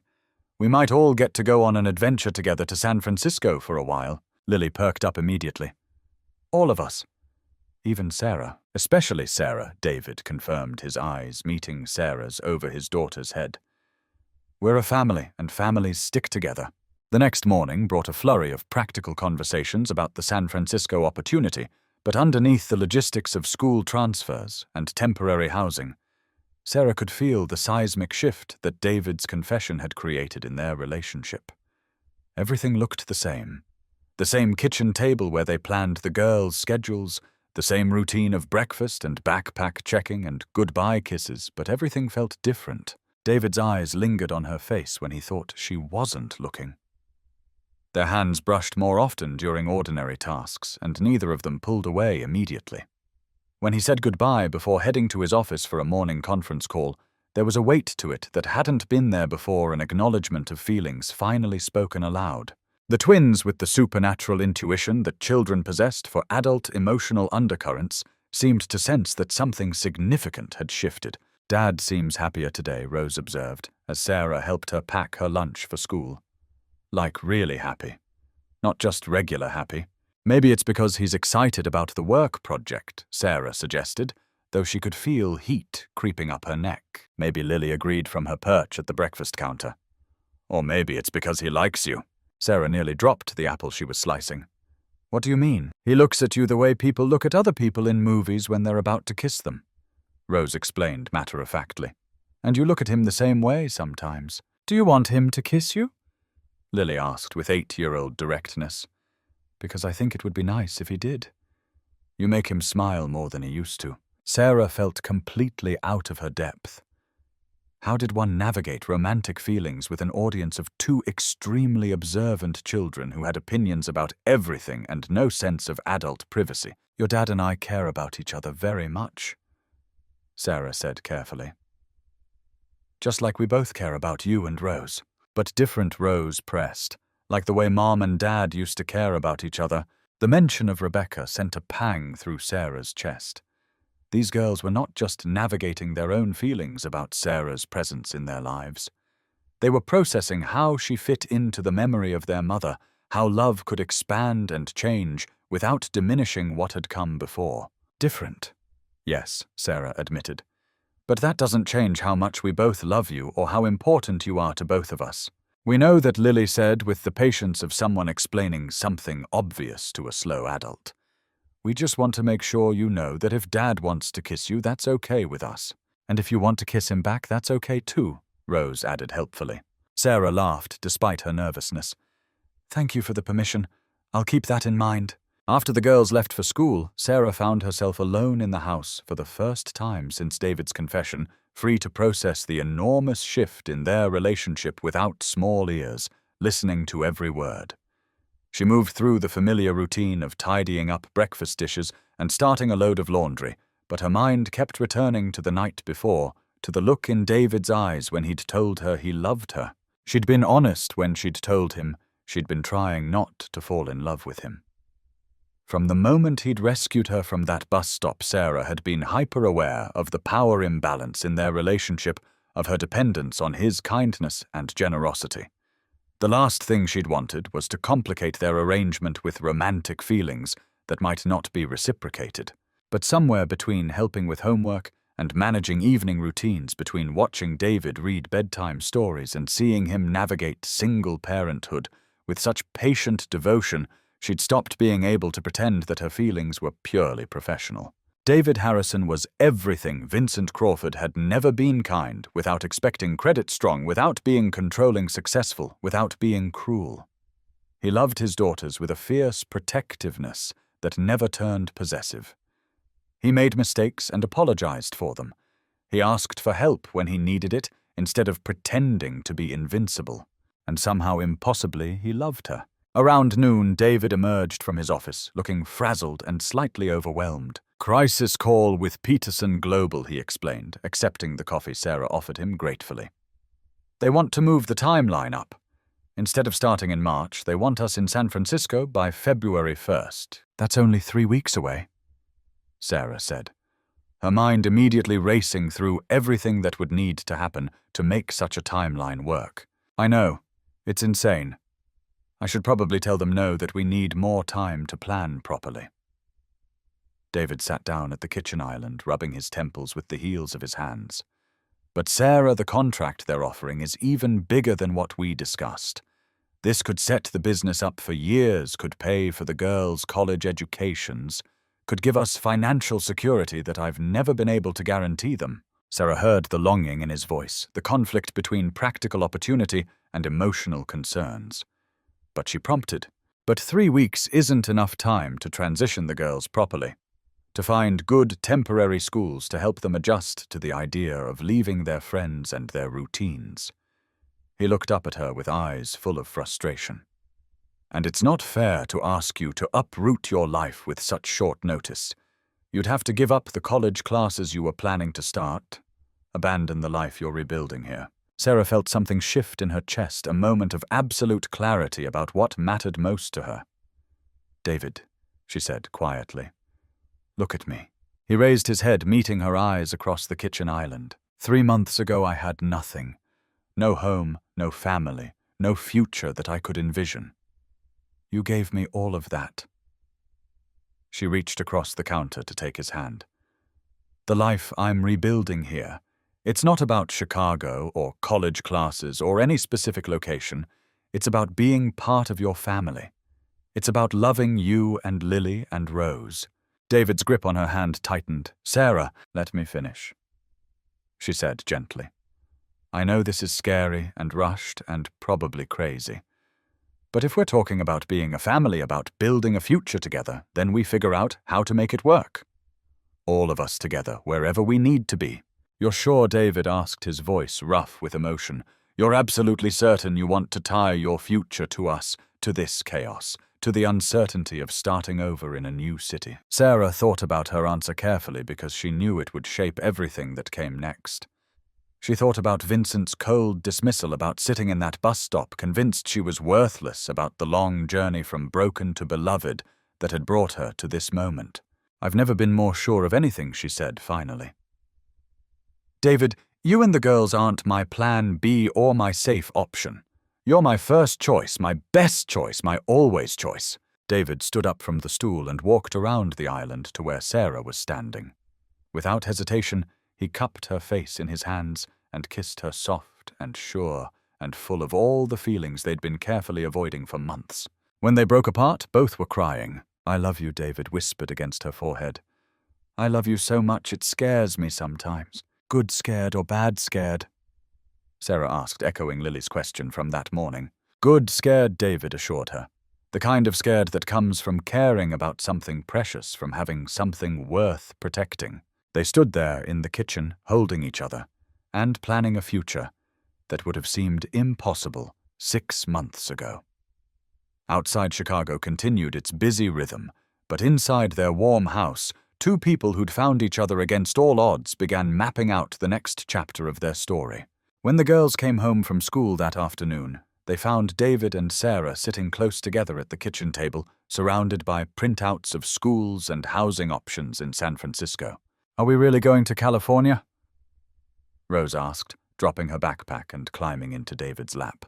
"We really are," David confirmed. "All 4 of us. For 6 months of adventure." "And when we come back?" Lily asked, always thinking ahead. Sarah and David exchanged a look full of promise and possibility. "When we come back," Sarah said, "we'll figure out what home looks like for our family."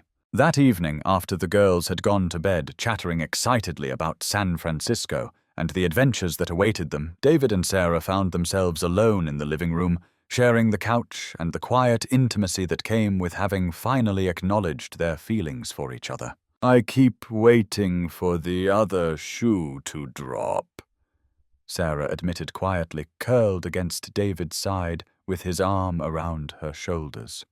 "For you to realize that this is all happening too fast, that you're making a mistake." David's arm tightened around her. "What would make me realize that?" Sarah was quiet for a moment, trying to find words for the fears that had been growing louder since their kiss in the kitchen. I can't give you more children, she said finally, her voice barely above a whisper. I can't expand your family or give Lily and Rose biological siblings.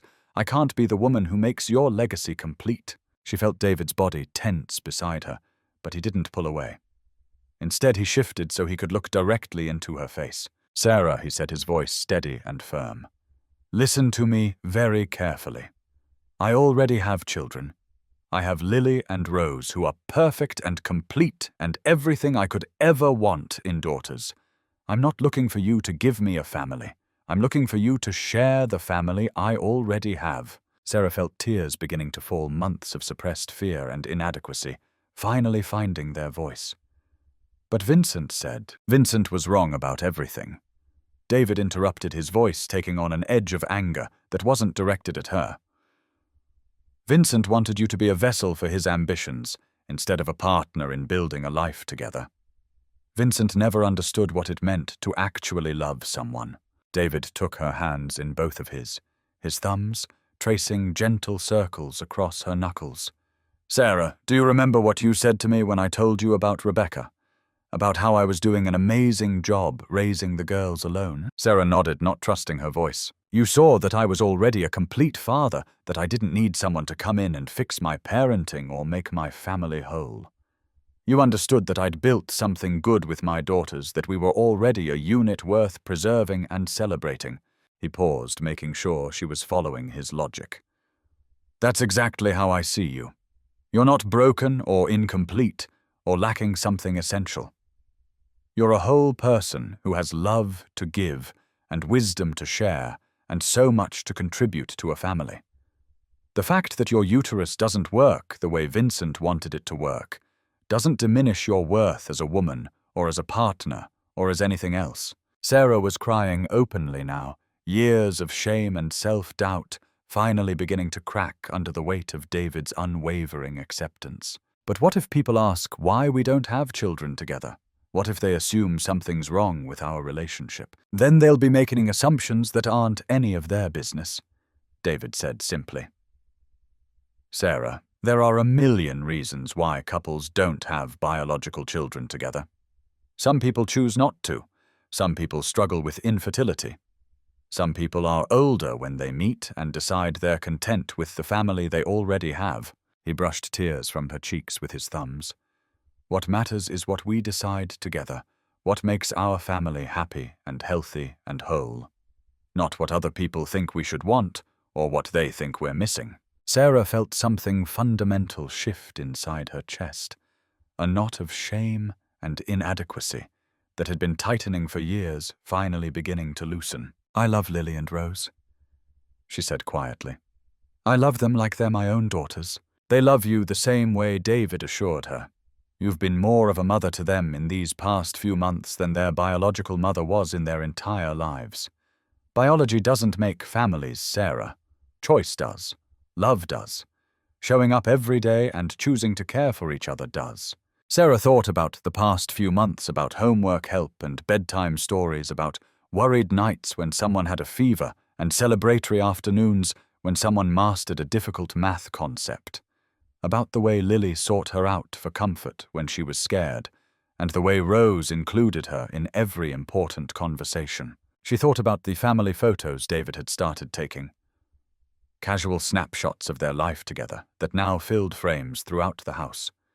In every picture they looked like exactly what they were, a family bound by love rather than genetics, by choice rather than biology. I want this, Sarah said, surprised by the strength in her own voice. I want to build a life with you and the girls. I want to go to San Francisco as your partner, not just as your employee. I want to come home to Chicago as your girlfriend, maybe someday, as your fiancée and your wife. David's face lit up with such joy that Sarah felt her breath catch. You want that? Really, I want all of it, Sarah confirmed. The chaos and the uncertainty and the bedtime stories and the school events and the teenage years and whatever comes after. I want to be part of this family in every way that matters. David kissed her then, deep and thorough and full of promise. When they broke apart, both were laughing through their tears. "The girls are going to be impossible when they find out we're officially together," David warned. "They've been planning our wedding since the second week you lived here." Sarah laughed, remembering Rose's matter-of-fact comments about kissing and Lily's innocent questions about whether Sarah was going to stay forever. "They've been planning our wedding. Rose picked out your dress," David informed her solemnly. "It's purple because that's her favorite color, and it has sparkles, because Lily says all important dresses should have sparkles." They've also chosen the menu, the flowers, and the music. What did they choose? Macaroni and cheese dandelions from the backyard, and the soundtrack from Moana. Sarah buried her face in David's shoulder, laughing so hard she could barely breathe. "That sounds perfect." "It really does," David agreed, pressing a kiss to the top of her head. "Though we might want to upgrade the venue from our backyard to somewhere with heating if we're going to do it in Chicago." The casual mention of their future wedding sent warmth flooding through Sarah's chest. Not the desperate, grasping hope she'd felt during her engagement to Vincent, but something steadier and more real. The quiet certainty that came from being truly seen and valued and loved. They spent the evening making plans for San Francisco, researching neighborhoods and schools, and discussing the logistics of moving cross-country with 2 children and a business that required constant attention. But underneath the practical conversations, Sarah could feel the shift in their dynamic, the way they now moved as true partners rather than just compatible housemates. When they finally headed upstairs, David walked her to the guest room that she'd called home for the past 3 months. "After San Francisco," he said quietly, his hand on her doorframe. "When we come back to Chicago, you won't need this room anymore. If you want, I mean. If you're ready for that step." Sarah thought about the guest room that had been her sanctuary, the place where she'd slowly pieced herself back together after Vincent's rejection. It had served its purpose, given her the space and safety she'd needed to remember who she was when she wasn't performing for someone else's approval. But she was ready now for something more, for the kind of intimacy and partnership that came with sharing not just a house, but a life. "When we come back from San Francisco," Sarah said, standing on her tiptoes to kiss him goodnight. "I want to share your room, your bed, your whole life. I'm ready for all of it." As she closed the guest room door behind her, Sarah caught sight of herself in the mirror above the dresser. The woman looking back at her bore little resemblance to the broken, desperate person who'd sat in that bus stop 6 months ago. This woman was confident, loved, secure in her place in the world. This woman was ready to build a future based on love instead of fear, on abundance instead of scarcity, on the radical idea that families were created by choice and sustained by commitment rather than biology. For the first time since Vincent had told her she was defective, Sarah went to sleep excited about tomorrow. The flight to San Francisco was chaos in the best possible way. Lily pressed her face against the airplane window for the entire journey, providing running commentary on cloud formations and ground patterns visible from 35,000 feet. Rose peppered the flight attendants with questions about aviation and engineering, until David gently suggested she save some for later. Sarah sat between the girls, answering questions and mediating the occasional disagreement, while David managed business calls and contract details from his aisle seat. To anyone observing their little group, they would have looked like exactly what they were, a family embarking on an adventure together, complete with the beautiful chaos that came with traveling with children. The house David had rented in Marin County was perfect for their temporary needs. A 4-bedroom craftsman with a view of the bay walking distance to a good elementary school and enough space for David to set up a home office that would allow him to manage both the Peterson Global contract and his other clients. "This is like a vacation house," Lily declared, running from room to room and claiming the bedroom with the best view for herself and Rose. "But we get to live here for 6 months," Sarah reminded her gently. "Then we go home to Chicago." "Will this feel like home too?" Rose asked, ever the practical one. "Or will it just feel like visiting?" It was a perceptive question from an 8-year-old, and Sarah found herself thinking about it as they unpacked their suitcases and began the process of making the rental house feel like theirs. What made a place feel like home? Was it familiar surroundings, or was it the people you shared space with? Within a week, Sarah had her answer. The house in Marin County felt like home because it was filled with the same love and laughter and daily routines that had defined their life in Chicago. David still worked from his office, emerging for coffee and quick conversations about the girls' school schedules. The twins still needed help with homework and bedtime stories. Sarah still managed the household rhythms that kept everything running smoothly. But there were new adventures too. Weekend trips to Muir Woods, where the girls marveled at redwood trees that made them feel like tiny woodland sprites. Visits to Fisherman's Wharf, where Rose became obsessed with the sea lions, and Lily discovered a love for sourdough bread. Family trips across the Golden Gate Bridge, which never failed to take Sarah's breath away. "It's like we're explorers," Lily announced one sunny Saturday as they hiked through Golden Gate Park. "Like we're discovering a new world together." "We are discovering a new world," David agreed, falling into step beside Sarah as the girls ran ahead to investigate an interesting tree. "All of us." The Peterson Global contract was everything David had hoped it would be. The project was challenging and complex, requiring all of his expertise in technology consulting, but it was also the kind of work that excited him professionally. Sarah watched him thrive in meetings with client executives, bringing creative solutions to problems they'd been struggling with for years. "You're really good at this," Sarah observed one evening after David had spent the day presenting a major proposal to the Peterson Global Board. "Not just competent, but genuinely gifted. You can see solutions that other people miss." David smiled, pulling her close on the couch where they'd been reading while the girls did puzzles on the living room floor. "Rebecca always said that my superpower was seeing patterns and connections that weren't obvious. She used to joke that I should have been a detective instead of a consultant." The mention of Rebecca's name no longer sent pangs of jealousy or inadequacy through Sarah's chest. Instead, she felt grateful for the woman who'd loved David first, who'd helped shape him into the man who was now building a future with her. "She sounds like she really understood you," Sarah said softly. "She did." "And she would have loved you," David replied with certainty that warmed Sarah from the inside out. "She would have loved how you care for the girls, how you've made our family feel complete again." The girls were thriving in their temporary school, making friends with the easy adaptability of children and throwing themselves into new experiences with enthusiasm. Rose joined the robotics club and came home every day with detailed explanations of engineering principles that made David beam with pride. Lily discovered that her new school had an art teacher who specialized in watercolor techniques, the medium Sarah had mentioned loving years ago. "Mrs. Rodriguez says I have natural talent," Lily announced proudly, showing Sarah her latest painting. "She says with practice I could be really good." "You already are really good, Sarah," assured her, studying the delicate flower painting with genuine admiration. "You see colors and shapes in ways that are uniquely yours." "Will you paint with me sometime?" Lily asked hopefully. "You said you used to love watercolors." Sarah felt a flutter of old anxiety. It had been years since she'd touched a paintbrush, years since Vincent had dismissed her artistic interests as frivolous hobbies that didn't contribute to their social standing or his business success. "I'm pretty rusty," Sarah warned.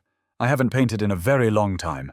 "That's okay," Lily said with 8-year-old confidence. "We can learn together." That weekend, Sarah found herself sitting at the kitchen table with Lily and a set of watercolors, rediscovering the meditative joy of watching colors blend and flow on paper. Her first attempts were tentative, uncertain, but gradually she remembered the pleasure of creating something purely for the sake of beauty. "You're really good at this," Rose observed, looking over Sarah's shoulder at a landscape she'd painted from memory. The view from David's backyard in Chicago.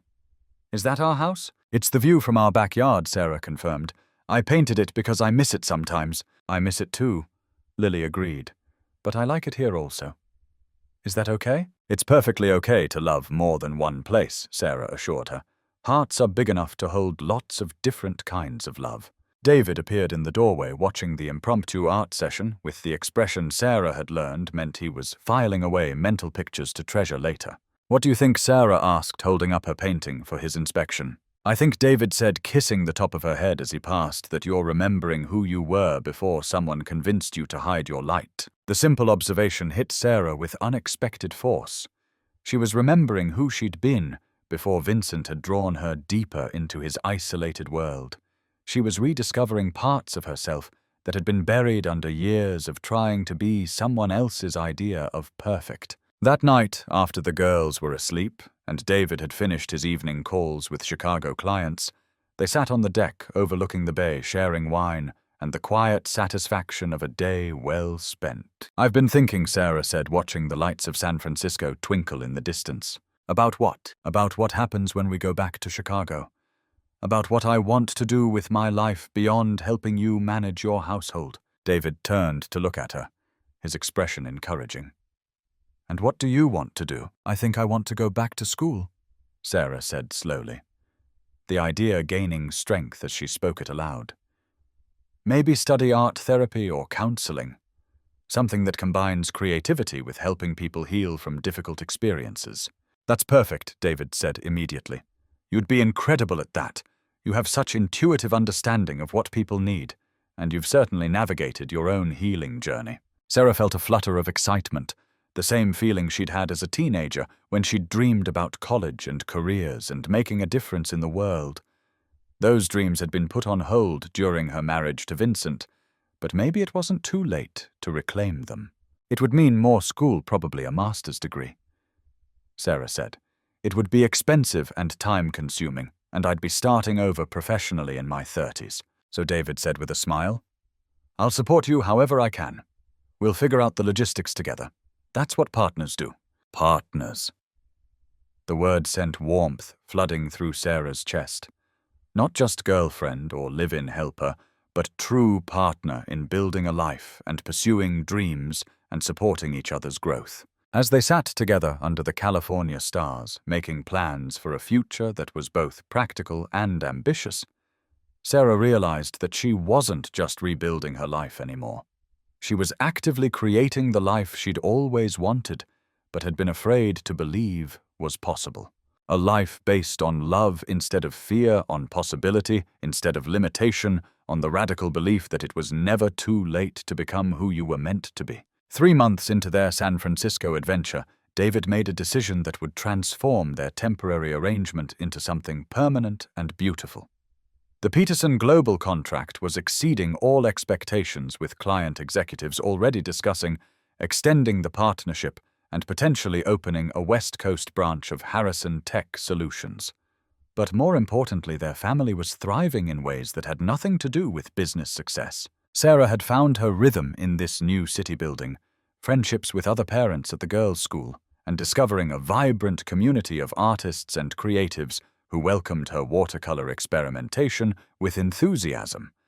She'd even started teaching informal art classes to some of the neighborhood children, watching their confidence bloom as they learned to express themselves through color and form. The twins were flourishing academically and socially, bringing home stories about new friends and exciting projects with the kind of enthusiasm that spoke of genuine happiness rather than polite adjustment. They'd stopped asking when they were going back to Chicago and started talking about San Francisco as if it might become a permanent second home.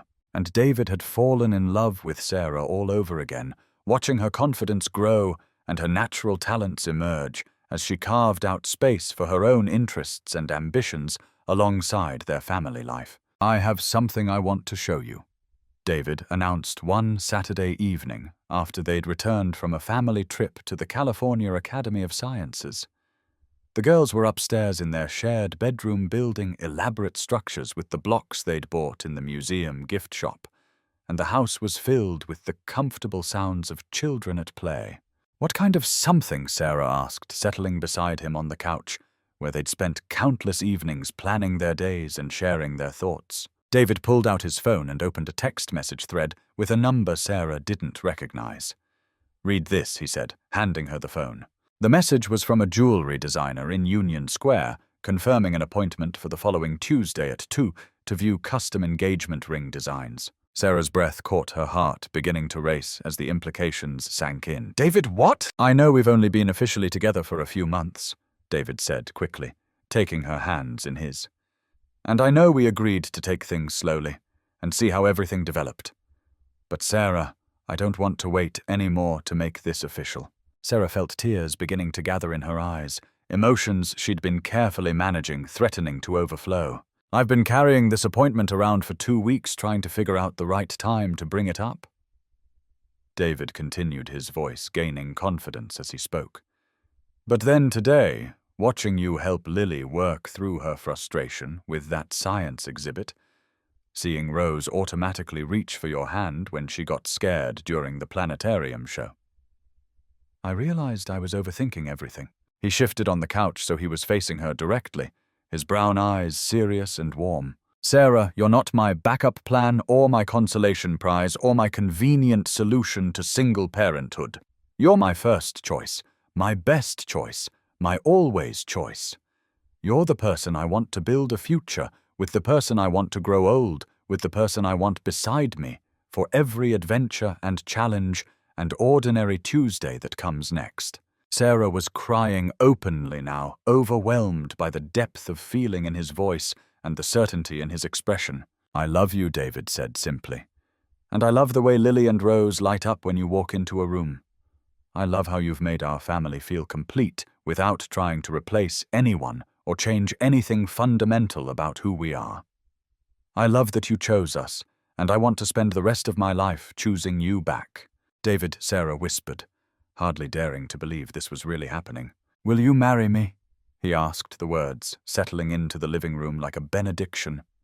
Will you let me love you officially and permanently? Will you let us be your family in every way that matters? Sarah thought about the journey that had brought them to this moment, from that frozen bus stop to this warm California living room, from complete desperation to a love so deep and steady it took her breath away. She thought about Lily's art projects taped to their refrigerator and Rose's mathematical discoveries celebrated with family dance parties. She thought about David's patient devotion and the way he'd shown her that love could be safe and generous and utterly without conditions. Yes, she said, laughing through her tears. Yes, of course, yes. David kissed her then, soft and thorough and full of promise, and from upstairs they heard the sound of 2 little girls cheering. Were they listening? Sarah asked, breaking away from the kiss with a laugh. Probably, David admitted. They've been not so subtly asking when I was going to propose for weeks.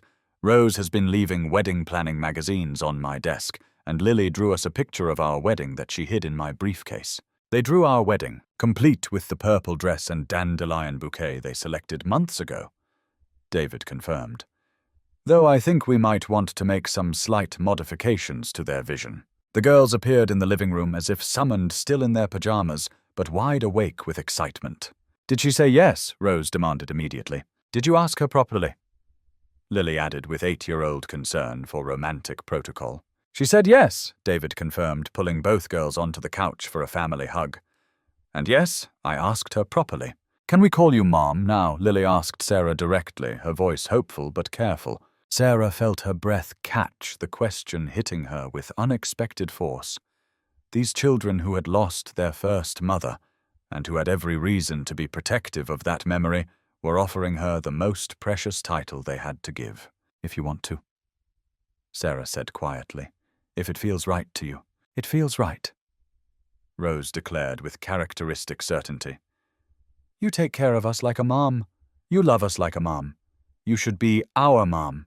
But will you remember our first mom too? Lily asked with the sensitivity that made her such a thoughtful child. Always, Sarah promised. I'll help you remember everything good about her, and I'll love you because of her love too, not instead of it. The 4 of them sat together on the couch, a tangle of arms and laughter and tears and joy, while outside the California sun set over the bay, and inside their temporary house felt more like home than anywhere Sarah had ever been. When are we going to have the wedding? Rose asked practically. When we get back to Chicago, David said. So all our friends can be there, and so we can get married where our family started. Can we help plan it? Lily asked hopefully. You can help plan everything, Sarah assured her. After all, it's your family too. That night, after the girls had finally settled into sleep, despite their excitement, David and Sarah sat together on their deck, overlooking the bay, making plans for an engagement ring and a wedding and a future that felt both carefully planned and beautifully spontaneous. "Are you sure about this?" Sarah asked quietly. "About all of it. The marriage and the commitment and tying your life to mine permanently." David took her hand, threading their fingers together with the easy intimacy that had developed between them. "Sarah," he said, his voice steady and certain. "6 months ago you were a stranger who needed help. Now you're the person I can't imagine living without. You're not a risk I'm taking. You're the safest bet I've ever made." The return to Chicago in late August felt like coming home in the truest sense, but it was different from the homecoming Sarah had expected. The house in Lincoln Park was exactly as they'd left it, but everything felt new because everything was new. Sarah wasn't returning as David's employee or temporary guest. She was coming home as his fiancée, as Lily and Rose's future stepmother, as a permanent member of the Harrison family. The engagement ring David had chosen with the help of the San Francisco jewelry designer was perfect in its simplicity.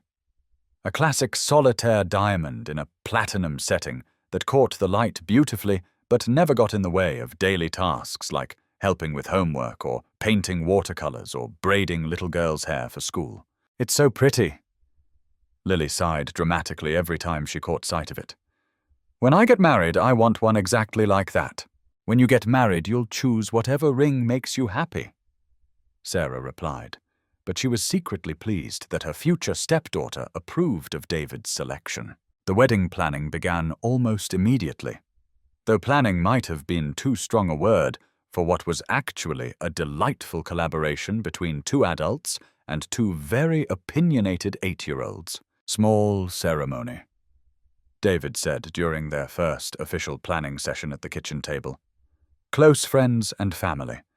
Maybe 40 people total. Backyard reception?" Sarah added. "Nothing too formal or intimidating. Just celebration and good food." Purple decorations Rose contributed firmly, and sparkly lights everywhere.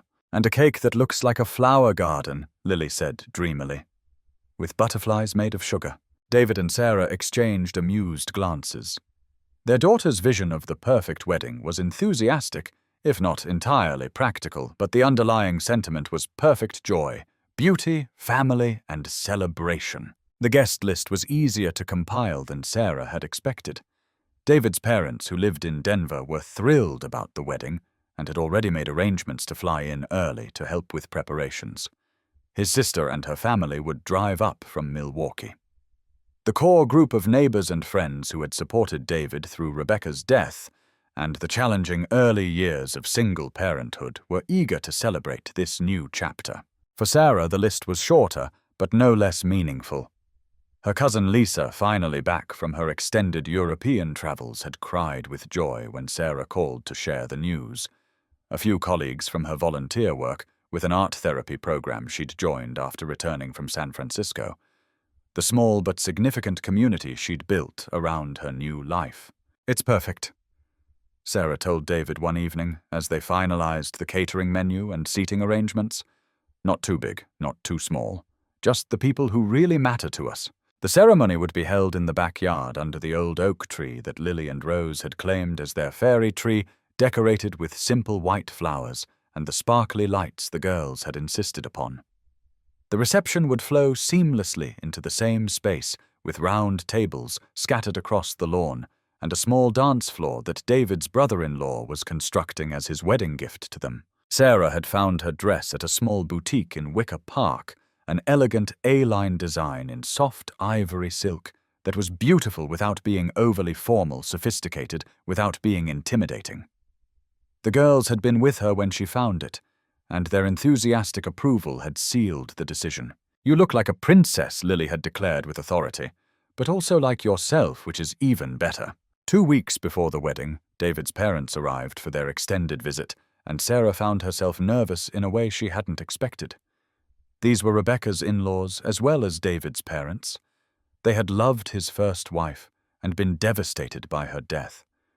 How would they feel about the woman who was taking her place? She needn't have worried, Margaret and Robert Harrison were warm and gracious, welcoming Sarah into their family with genuine affection and obvious relief that their son had found love again. "We've been so worried about him," Margaret confided to Sarah during a quiet moment while they worked together in the kitchen, preparing dinner for the extended family gathering. "He was so devoted to Rebecca, and after she died, we weren't sure he'd ever allow himself to love anyone else." "It wasn't easy for either of us," Sarah admitted. "We both had walls to break down." "Well, whatever you two did, it worked," Margaret said warmly. "I haven't seen David this happy since before Rebecca got sick. And the girls absolutely worship you." "I worship them back," Sarah said honestly. "They've made me braver than I ever thought I could be." The final week before the wedding was a whirlwind of last-minute details and excited preparation. The girls tried on their flower girl dresses daily, practicing walking slowly and scattering rose petals with appropriate dramatic flair.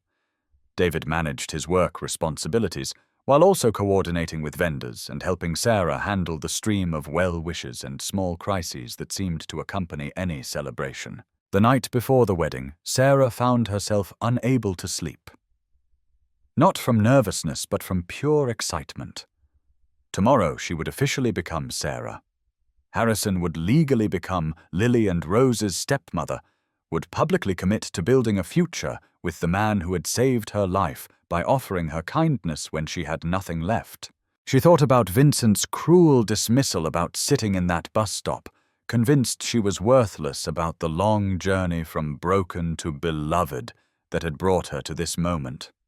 Every painful step had been necessary to get here to this place of complete love and acceptance and joy. Tomorrow she would marry David Harrison, not because she needed rescuing, but because she'd chosen to build a life with someone who saw her as complete and valuable and essential. Tomorrow she would become part of a family that had chosen her back, just as enthusiastically. Tomorrow everything would be official. But really, Sarah knew they'd been a family from the very first night she'd stayed for dinner. 5 years later, the Harrison house had evolved into something that perfectly reflected the family who lived there. The walls were covered with Lily's artwork watercolor paintings that had grown increasingly sophisticated as she'd developed her natural talent, and Rose's academic achievements, including certificates from robotics competitions and science fairs, that filled David with pride. Sarah's art therapy practice had grown from a tentative exploration to a thriving business that specialized in helping women and children process trauma and loss. Her office in downtown Chicago was warm and welcoming, filled with art supplies and comfortable seating, and the kind of gentle energy that made people feel safe to be vulnerable. "You saved my life," clients told her regularly, and Sarah always smiled and reminded them that they'd saved themselves. She'd simply provided the space and tools for their own healing. But privately, Sarah understood the sentiment completely. She remembered what it felt like to believe you were broken beyond repair, to think your worth was tied to functions your body couldn't perform, to feel discarded and worthless and utterly alone. Her work with other women facing similar struggles felt like the most meaningful thing she'd ever done. David's business had expanded beyond his wildest dreams. The success of the San Francisco contract had led to a permanent West Coast office and partnerships with major tech companies across the country.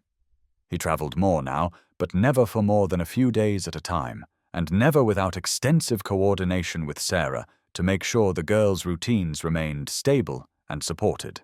"We're a team," he reminded clients who pushed for longer engagements.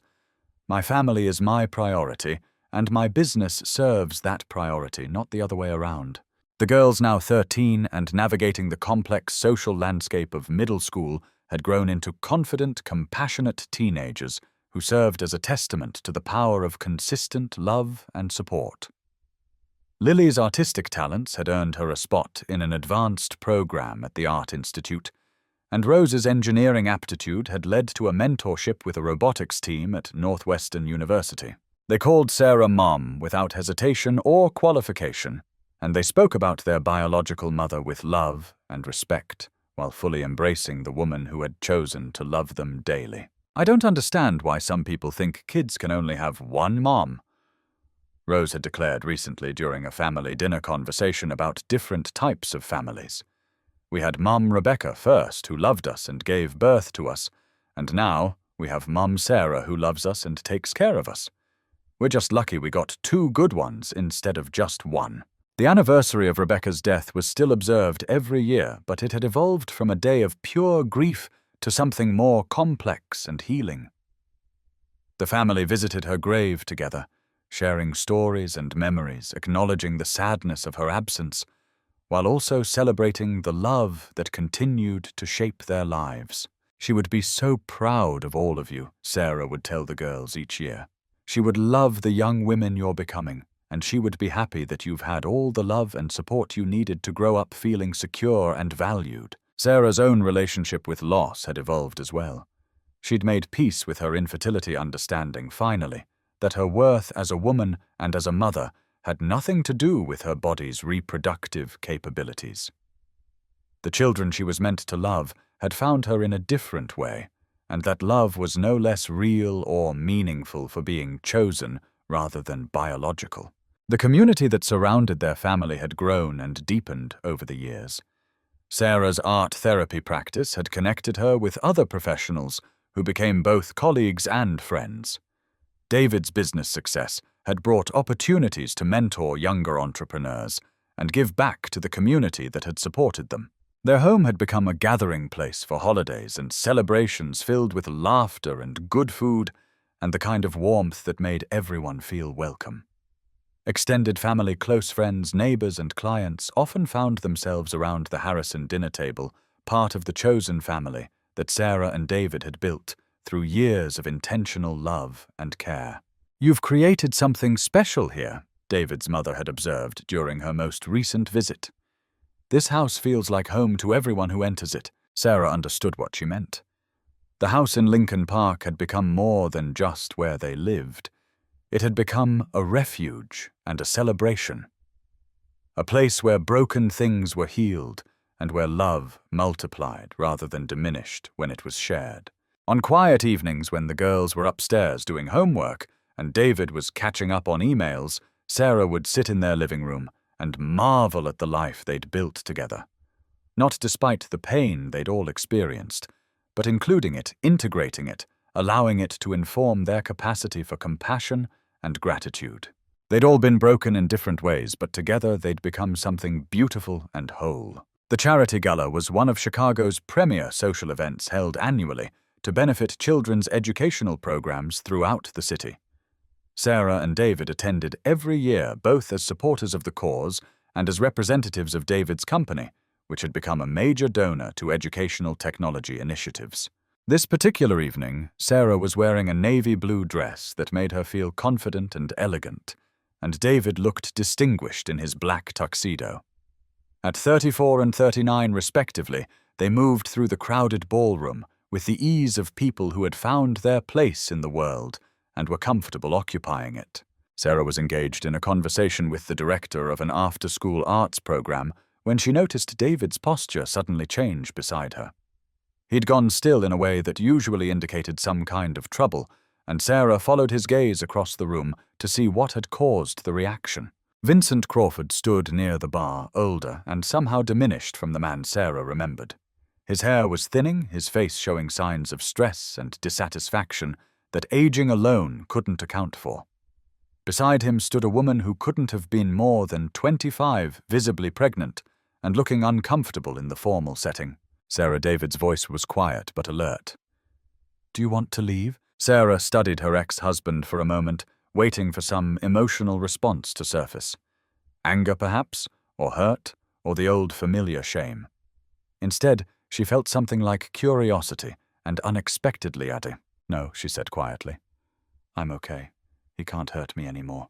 Vincent noticed them at almost the same moment, his eyes widening with surprise, and something that might have been embarrassment. For a moment he seemed to consider approaching, then obviously thought better of it. But 20 minutes later, when Sarah was alone at their table, while David spoke with a potential client, Vincent appeared beside her. "Hello, Sarah," he said, his voice carefully neutral. "Hello, Vincent," she replied calmly. Up close, the signs of dissatisfaction were even more apparent. He looked like a man who had achieved everything he'd thought he wanted and found it lacking. "You look well," he said awkwardly. "Happy." "I am happy," Sarah confirmed simply. "Very happy."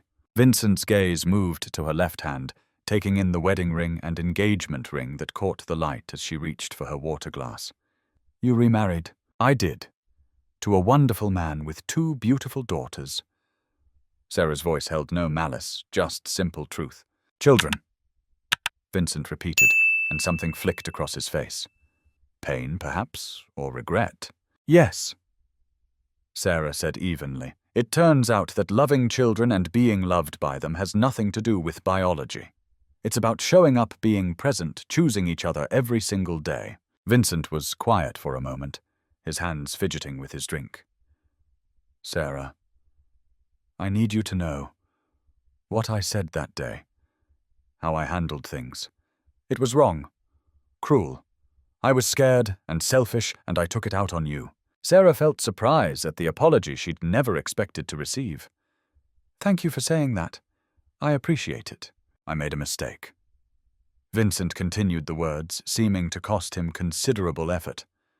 "The biggest mistake of my life, probably." Sarah looked at him. Really looked, and saw not the powerful, confident man who had once made her feel worthless, but someone who had spent years learning the difference between getting what you want and being happy. "How is your wife?" Sarah asked gently, nodding toward the young woman who was now sitting alone at Vincent's table, looking tired and slightly overwhelmed. "Pregnant with our 3rd child," Vincent said, but there was no joy in his voice. 2 boys already ages 3 and 2. "That must be wonderful," Sarah said, though something in his tone suggested otherwise. "It should be." Vincent admitted his mask of composure slipping slightly. "I got everything I said I wanted. Biological children, a young wife. The family legacy I thought was so important." He paused, his voice growing quiet. "But it turns out that having children and being a father are very different things, and building a family requires more than just reproduction." Sarah felt a pang of sympathy for the young woman across the room, probably dealing with 2 toddlers and a difficult pregnancy, while married to a man who clearly hadn't learned how to be truly present for the people he claimed to love. "I'm sorry you're not happy," Sarah said, meaning it. "I hope you figure out how to be better for them." "You were always too good for me," Vincent said quietly. "I just didn't know how to appreciate what I had." David appeared at Sarah's shoulder, then his presence immediately protective but not aggressive. "Everything all right here?" "Yes," Sarah said, standing up and taking David's hand. Vincent was just leaving. Vincent looked between them, taking in David's obvious concern for Sarah and the way she leaned into his support without hesitation. "Take care of yourself, Sarah," he said, and for the first time in their entire conversation, his voice held genuine warmth. "You deserve all the happiness you've found." As he walked away, returning to his young wife and his complicated life, Sarah felt David's arm tighten around her waist. "You okay?" he asked quietly. "I'm perfect," Sarah said, meaning it completely. "I just realized something I've never fully understood before." "What's that?" Sarah watched Vincent help his wife stand from her chair, saw the careful politeness between them that spoke of obligation rather than affection, and felt profound gratitude for the life she'd built instead. "He didn't reject me," she said slowly, the realization settling into her bones like truth. "He rejected the possibility of real love, real partnership, real family. He chose fear and control and shallow connections. I got the better deal by far." David kissed her temple softly. "Yes, you did. We all did." The applause in Northside Academy's auditorium was thunderous as Lily and Rose Harrison walked across the stage to receive their high school diplomas. Sarah sat in the front row between David and his parents, tears streaming down her face as she watched her daughters, for they were fully, completely her daughters. Now accept the recognition for 4 years of hard work and achievement. Lily graduated with honors from the Arts Academy, track her portfolio of paintings and mixed media work, earning her early admission to the Art Institute of Chicago. Rose had completed the Engineering Academy program while also serving as student body president, her college-bound plans, including a full scholarship to MIT, and a summer internship with NASA. I can't believe they're really graduating. Margaret? Harrison whispered to Sarah as the ceremony continued. It feels like yesterday that you were helping them with elementary school homework. Sarah smiled through her tears, remembering those early days when homework help had been part of her job description rather than a labor of love. Now watching Lily and Rose prepare to launch into their adult lives, she felt the deep satisfaction that came from having been part of raising remarkable human beings. The ceremony concluded with the traditional cap throwing, and then families flooded onto the football field for pictures and celebrations. Sarah found herself surrounded by her daughters and their friends, everyone chattering excitedly about college plans and summer adventures. Mom, Lily said, approaching Sarah with a folded piece of paper in her hand. I have something for you. Sarah opened the paper to find a watercolor painting, a beautiful rendering of their family sitting around the kitchen table, warm light streaming through the windows, faces turned toward each other with obvious love and contentment. I painted it for my senior project, Lily explained. The assignment was to create something that represented the most important influence in your life. Sarah breathed, studying the painting with wonder. Every detail was perfect, from David's expression of concentration as he helped Rose with a math problem to Sarah's hands, braiding Lily's hair while she read a book. Read the back, Rose instructed, appearing at Sarah's other shoulder. Sarah flipped the painting over to find Lily's artist's statement written in careful calligraphy. The most important influence in my life has been my mom, Sarah, who taught me that families are created by choice and sustained by love. She showed me that being thrown away by one person doesn't determine your worth, and that sometimes the most beautiful things grow from the most difficult circumstances. She never tried to replace our first mom, but instead helped us understand that hearts are big enough to hold many different kinds of love. She made our house feel like home again, not by changing who we were, but by loving who we already were. Most importantly, she taught me that art, like love, has the power to transform pain into beauty. Sarah was crying openly now, overwhelmed by the depth of feeling in her daughter's words, and the recognition that she had somehow managed to love these children in exactly the way they needed to be loved, Sarah David said softly, appearing beside her with a program from the ceremony. You need to hear Lily's speech. What speech? She's the valedictorian, Rose said proudly. She's speaking at the reception tonight. The evening reception was held in the school's main gymnasium, decorated with flowers and fairy lights that transformed the space into something magical.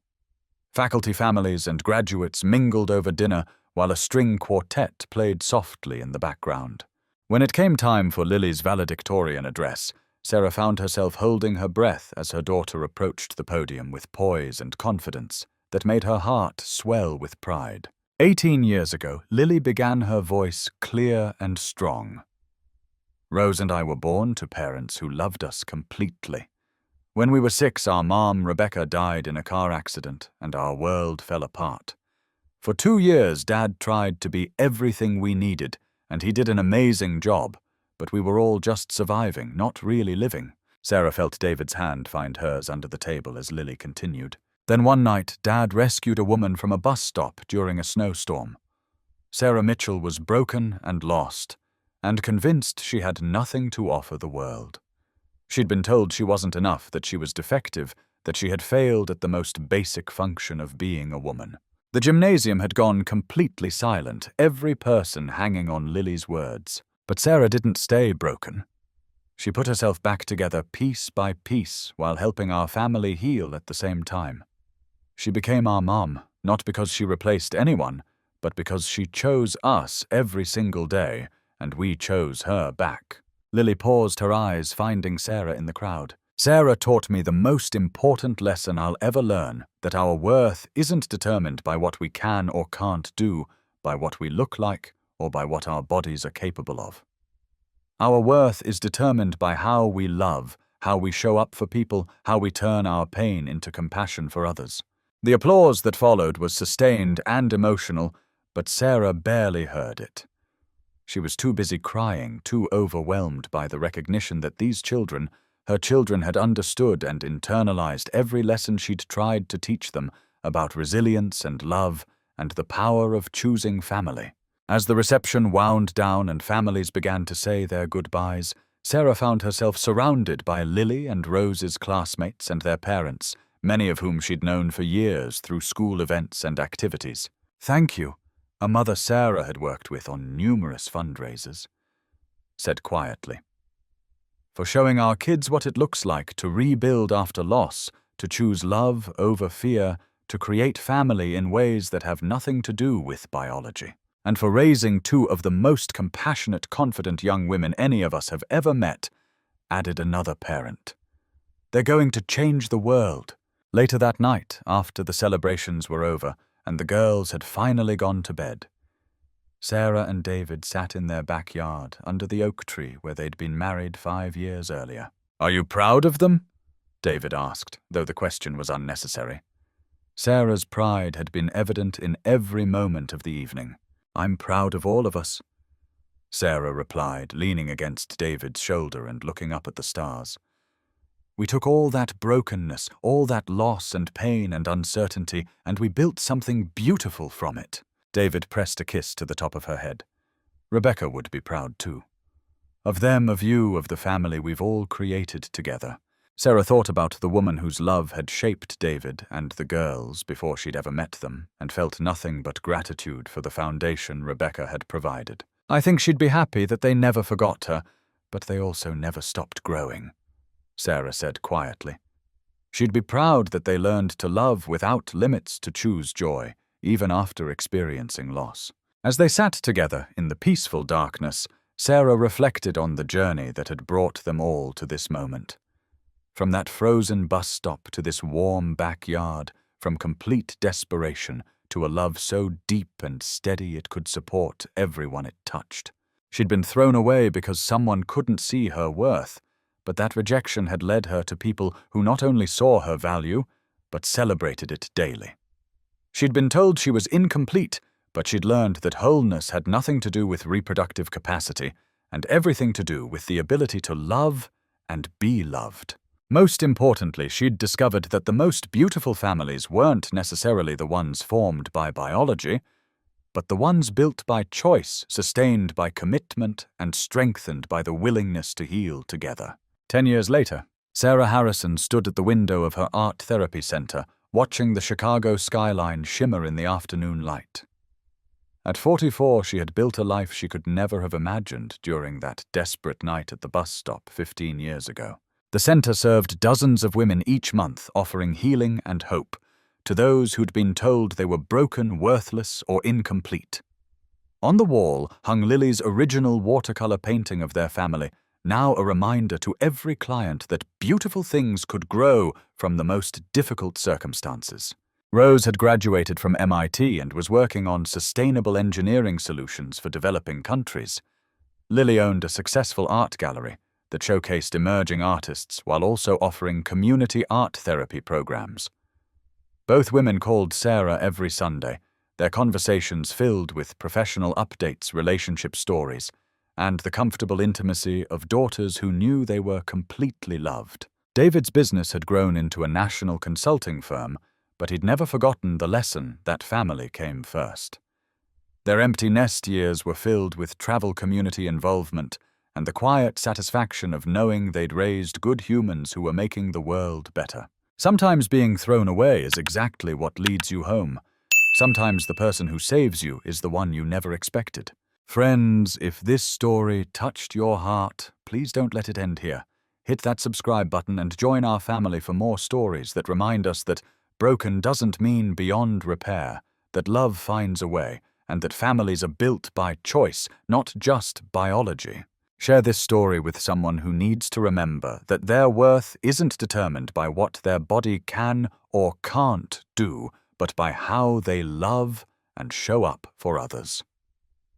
Drop a heart in the comments if you believe in second chances and the power of chosen family. Remember, you are never broken, just waiting for the right person to see your complete worth. Your story isn't over. Sometimes the most beautiful chapters are still being written. Thank you for being part of our community. Until next time, keep believing in the power of kindness. Hope and love that chooses to see possibility where others see only loss.